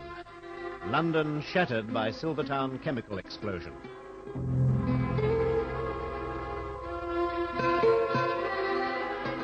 Come early. You had a good night. Terrible. Oh, your leg hurting, eh? It's not the leg that worries me, Mrs. Gibbs. It's everything. Oh, you mean the war? Well, it gets it all down. Oh, I got the letter yesterday from my young Alfie. Here, I brought it for you to read. What does he say? Oh, he's ever so cheerful. Well, that's the part that sickens me, Mrs. Gibbs. Eh? The men dying over in France are cheerful. They endure unspeakable horrors, and when I think of the futility of it, Now, Mr. Forbes, don't get yourself all worked up about it. If people only appreciated how barbaric and futile killing is... Yes. But they don't. It's glorified in the press. Great victories in the Western Front. Allies pushing back the enemy. It's so futile. War isn't a game. It's a beastly, frightening business. Of course. Now, would you like me to make a nice hot cup of tea? Oh, Mrs. Gibbs, you're so like the rest of the people in this country. Oh? Have a nice hot cup of tea and forget it all. As if tea were the panacea of all ills. Yeah, oh, well, I don't know what all that means, I'm sure. But it's ever so comforting. I'll go make you a cup, shall I? I'm sorry about the outburst, Mrs. Gibbs. Oh, I understand, Mr. Forbes. It must be frustrating for you. You were going to read me that letter from your son. Oh, yes. Sure you want to hear about it? Yes, of course I do. Well, young Alfie does write beautifully. Here. He says here... shall I read it all with you? You read it. All right. Well, now, he says... it's primrose season here in France, and all the fields are yellow. The trenches are cut in chalk, which makes them more comfortable in the wet weather than the clay. The rats are terrible, and we always eat our food with our rifles next to us so we can lash out when they become too venturesome. Oh, just think of that. Rats and my Alfie, so fussy too. Our greatest problem is the German canister, a 2-gallon drum filled with explosives. It looks harmless when it's being lobbed into the trench, but when it lands, it sounds like a day of judgment. Yes, I've seen those. You have? As he says, they look harmless in the air when they land. Oh, was this what you... Yes, it was. Oh, dear. I wouldn't have read this if I'd known. Oh, don't trouble yourself, Mrs. Gibbs. I've learned to live with the fact that I was blown up and blown to bits. Oh, but you're so brave about it, Mr. Forbes. I was only saying to my next-door neighbour how much I admire you. Laugh, clown, laugh. Eh? It's a waste, that's what it is. Oh. A blessed waste of time and life. The war to end all wars. Oh, well, it will soon be over. Over? Soon? Never. Oh, that's where you're wrong, Mr. Forbes, yes. What do you mean? Yes, my hubby works at Crescent Wharf, Silvertown, you know, the chemical works down there. So? Well, they're working night and day, making bombs and things. Is this the place they call Brunnermond? Oh, yes, that's the name. My hubby says there are enough shells and things to finish the war tomorrow. A munitions factory there. Oh, so you see, the government ain't asleep. Oh, no, they're wide awake. Yes, it's that Mr. Lloyd George. Oh, I think he's got a lovely face, don't you? Yes, well, so don't you worry yourself about the future of the war. You just get yourself fit and well, see? Now, I'll go through and put a pot of soup on for you, shall I? And now you just sit there quietly and relax. Ah, come in, Forbes. Good to see you so much more mobile. Thank you, Sir Hugh. At this rate of progress, we'll have you back in the trenches in next to no time, eh? With a leg blown off and a useless arm? Old chap, you know what I mean. Let me pour you a little of this. Great pity it's in such short supply these days. Yes. There you are. Thank you.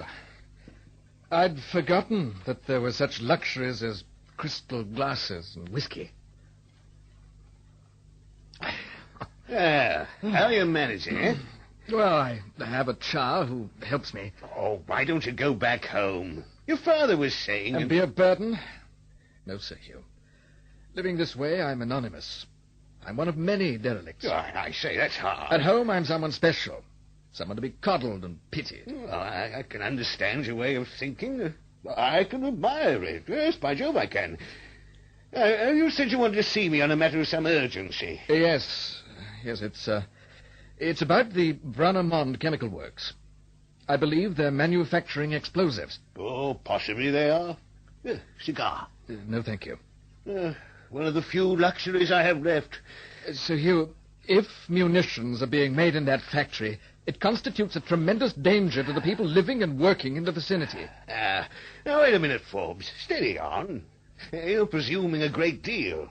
In the first place, how can you be positive that Brunnermond is manufacturing explosives? What evidence have you got? My Char's husband works there, and she said that... Your Char's husband? What the devil does he know about it, anyway? Well, he's neither blind, deaf, nor stupid. If he talks, so will others. Oh, but what do you expect me to do about this? You're an MP. You have a duty and a responsibility towards the people living in this city. My dear Forbes, this is war. Well, naturally, the government will use whatever facilities there are available for the manufacture of munitions. After the chronic shortage of shells on the Western Front and the resultant public scandal, which was directly responsible for the fall of the Asquith government 2 years ago, Lloyd George, as Minister of Munitions, has been driving day and night to build up a vast reserve of munitions. Well, yes, I know, but... Remember as well that the German submarine offensive is rapidly approaching its deadly peak. And a big Allied campaign on all fronts has failed. And the morale in the French and Russian armies is at a very low ebb. But don't you see, Sir Hugh, that this makes the munitions factory all the more deadly? Deadly? What are you talking about, Forbes? Well, it's a very tempting target for the Germans. Its destruction would obviously do incalculable harm to the war effort. Are you suggesting sabotage? Why not? A Zeppelin-launched weapon would blow the entire factory apart and kill hundreds of innocent people. Oh, come now. Come. That's extremely unlikely. Here, have another one of these. Oh, you're as bad as Mrs. Gibbs. Who? My Char. Only she pours tea. That's her solution to the world's problems. Yours is a little more expensive. I do consider you being totally unreasonable, Forbes. If Brunnermond is being used to manufacture munitions, that is entirely up to the government. What I suggest is that you go home and enjoy the peace and tranquility of Shropshire. After all, you've done your bit. I'll only consider that I've done my bit when I've defused that time bomb in Brunnermond. Oh, there is nothing you can do. This is war, and every factory capable of turning out munitions must be put into full production. Regardless of the risk to life? Regardless of the risk.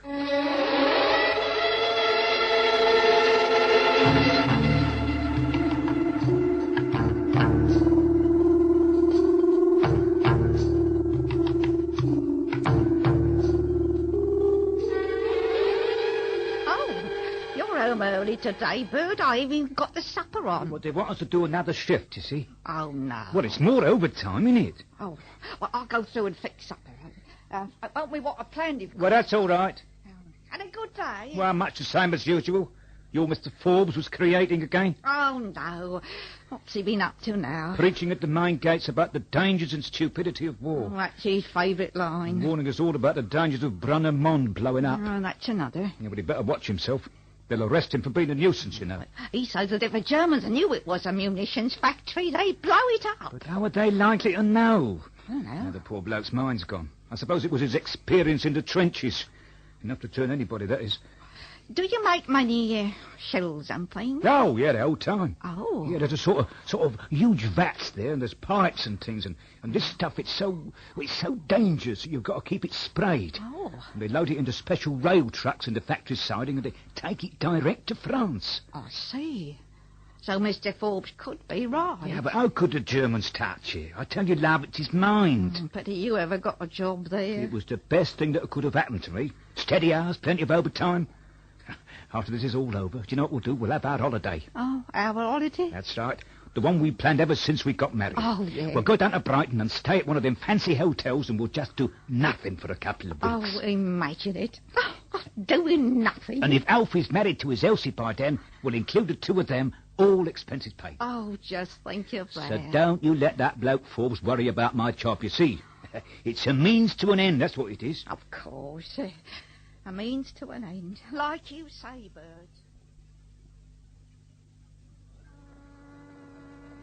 Dr. Angel, just a moment. What? I wish to speak to you. What is it? You're the chief chemist at the factory, aren't you?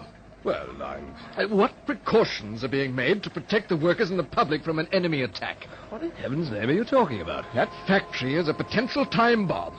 You're manufacturing munitions. I don't know who you are or what this is all about, but I assure you that nothing can go wrong. There's no need for you to feel concerned. Now, if you'll excuse me... Do you deny that explosives are being... I'm not prepared to discuss this with you. You're no better than the rest of them. No interest at all in your fellow human beings. A total disregard... May I remind you that there is a war, and what we manufacture... I know all about the war. I've endured it personally.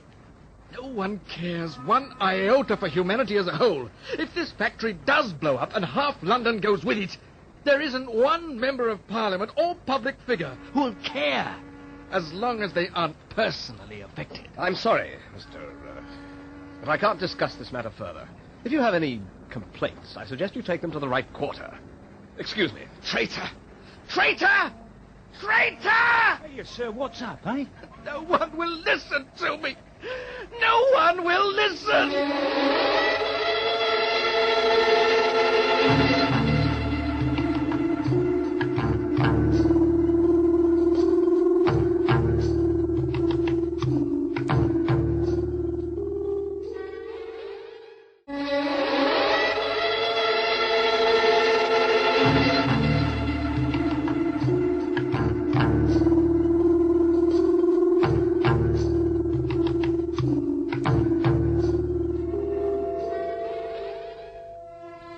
Dr. Angel was only too glad to escape the strange man standing on the pavement, who glared at him with the wild eyes of a fanatic. He pushed his way into the security of his well-known laboratory with a sigh of relief, and was soon engrossed in an experiment. In the vast factory around him, men on night shift were filing in. Nitroglycerin lay in great vats in the cellars below him. At the siding, TNT was being loaded into the special rail trucks. Suddenly, there was a muffled explosion. It was 6:45 p.m. Angel looked around in alarm. A second later, footsteps pounded the corridor outside his room, and the door burst open. There's a fire near number 2 melting pot, sir. We tried to contain the blaze, but we couldn't, sir. I'll telephone the fire station. Clear the building immediately. Right, sir. Call for volunteers to man the emergency hoses, but get rid of everyone else, especially the women workers. Right, sir. Brunner-Mond, emergency. Send all fire engines. The doctor rushed to the first floor of the factory where the fire had started, but he was driven back by the intensity of the blaze. The emergency hoses were useless. Within seconds of the alarm, flames poked long fingers through the factory roof. In the road outside, The workers saw the glare and ran even harder. Moments later, the first fire engines arrived, and the men were running out the hoses. The vats have to be kept cool. Right, sir. Has everyone been cleared from the factory? Yes, there are only essential workers here. Right, I'll divide up the men. You, Jackson! Yes, sir? Yeah, try and contain the blaze on the upper floors. Take number 2 squad with you. Right, sir. Now, come on. And move come it on, quickly, stop, quickly. The vats contain nitroglycerin. When heated, it decomposes just before boiling and then explodes. I've called up all engines from all London districts, Doctor. Yes, but the vats must be kept cool. Wenbon! Yes, Doctor. Tell those people in the street outside to clear off. Warn them there is terrible danger. The police are there, Doctor. Good. Now, I'll leave the rest of this to us, Doctor, if I were you. There's nothing more you can do. But the fire is spreading. Leave it to us, The Doctor. vats must be kept cool at all costs. I know, Doctor, I know. We'll do what we can. Here are the reinforcements coming with more hoses. Down here, men! Those vats must be kept cool. The temperature's rising dangerously. Even as the doctor shouted his warning, a miniature sun seemed to erupt in the factory. It shot a tremendous glare over the city of London. For those fighting the fire, it meant nothing. One moment they were vital human beings doing their duty in the eyes of death. The next, they did not exist.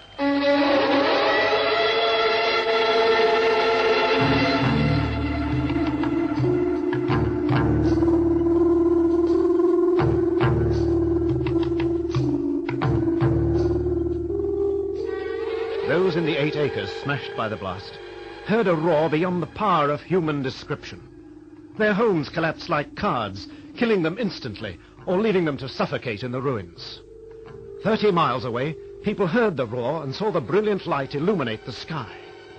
Everything within 400 yards of the factory was flattened.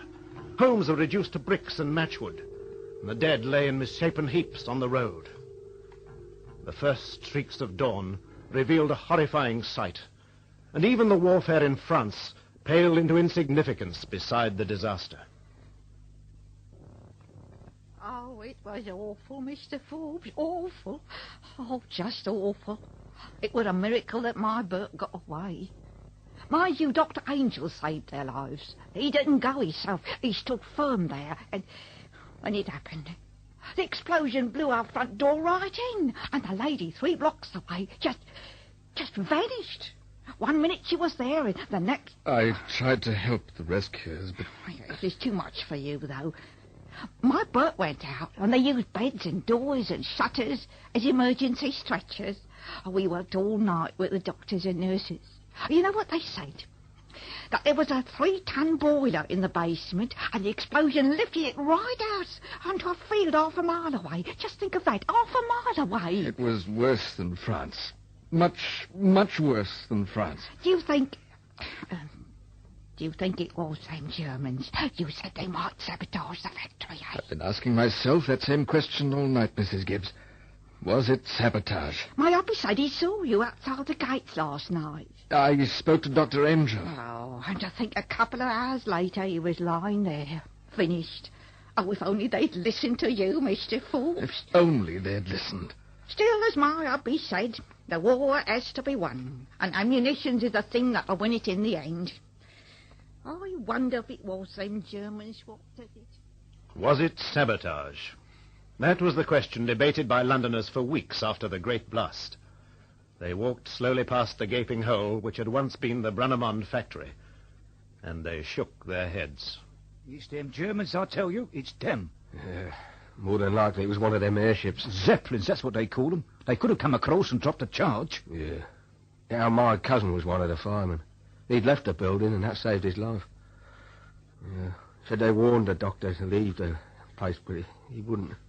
It was them vats that did it, you know. Nitroglycerine, that's the name of it. Once it got hot, well, yeah, there's nothing you could do, would there? Nah. The police are asking questions all round. But I tell you this, it was sabotage. I tell you this, Sir Hugh. It must have been sabotage. At the moment, the cause of the fire is being listed as unknown. I must confess that sabotage is not being ruled out. If only people had listened to me. Oh, now see here, Forbes. Let's be realistic about this, shall we? Well, it's very simple to sit on the sidelines and criticize. But if the government hadn't made an all-out effort to build up reserves of munitions, it would have been condemned as Asquith was. But why? Why in a built-up area? Why? Well, where else? I saw the results of the blast. So did I. Shocking, truly shocking. Well, this is certainly going to deprive us of much-needed munitions. And the people who died. The civilians. What of them? I saw a mother and baby lying in Yes, so did I. I believe it will be weeks before some families are reunited. A tragedy. Oh, but this is war. Now, Forbes, you listen to me. I've heard that you've been, making a nuisance of yourself. Making a nuisance? Oh, stopping people at Brannaman, shouting at them. It won't do, old chap, it won't do. We don't want to be forced to take action against you. If only you had listened. No, the war effort cannot be stopped. There's always an element of risk. Now, why don't you go home, eh? I've been in touch with your father, and he says that... You have? He'll be up in London tomorrow.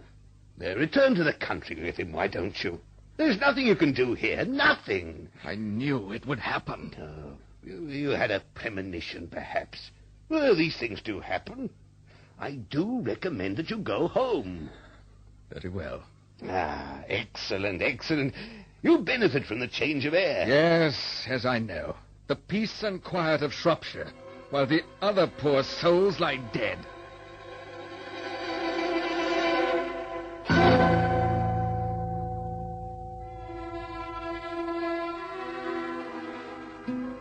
Well, there are your cases. All packed and ready, Mr. Forbes. Thank you, Mrs. Gibbs. Oh, I'm going to miss you, sir. I really am. Mind you, it's best for you to go back home, especially after what happened. Yes, I think we're all sort of suffering from shock like. I know I am. You know, when I heard that explosion and they told me what had happened, I felt sick in my heart. I thought, oh, Bert. And then he rushed into the house like the devil was chasing him. Yeah, it's shock.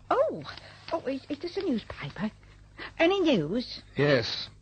The official report of the Home Secretary has been published. Oh, what do they say? Sabotage? If it had been, they wouldn't acknowledge it. No, they call attention to the gallant conduct of Dr. Angel. Oh. And a couple of others. The cause of the fire is listed as unknown. Oh, unknown, eh? But the possibility of sabotage has not been overruled. I see. So, we'll never know. That's right. Of course, there's a lot of talk, Mr. Forbes. Some people say they saw a foreign-looking gentleman running away just after the fire was first seen. And then others say they saw a great grey shape hovering over the factory. And one of the blokes in Bert's shift told us he heard a couple of strangers in the pub talking a foreign language. German, more than likely. The Home Office can write what they like, but I believe as you do. You know what Bert said? He said, Mr. Forbes is a... Oh, now what did he call you? Oh, yes, a visionary. He said, Mr. Forbes is a visionary. It's too late to even talk about it now, Mrs. Gibbs. Of course, yes. Perhaps it is best for me to go back home. Staying here and remembering would drive me mad. Oh, I can quite understand. You know something else Bert said? A friend of his who knows mentioned this. He said that the factory blowing up the way it did has helped the Germans. But of course, it's given them the breathing space they need. I would say that the whole tragic disaster has been of tremendous value to the Germans. Oh, that's awful, it really is. Still, we'll come through, Mr. Forbes. We always come through, don't we? Yes, and sometimes I wonder how we do. Well, there's everything waiting for you, Mr. Forbes. Oh, and your coat behind the door. Here. Perhaps you should wear this now. It's a nasty nip in the air. Thank you. Here, take this towards your trip to Brighton. Oh, now, that is very kind, sir. Oh, thank you. It's been a great pleasure meeting you, Mr. Forbes. I'll never forget you. And I'll never forget you, Mrs. Gibbs. Oh, that's nice. Neither will I forget the day the world blew up.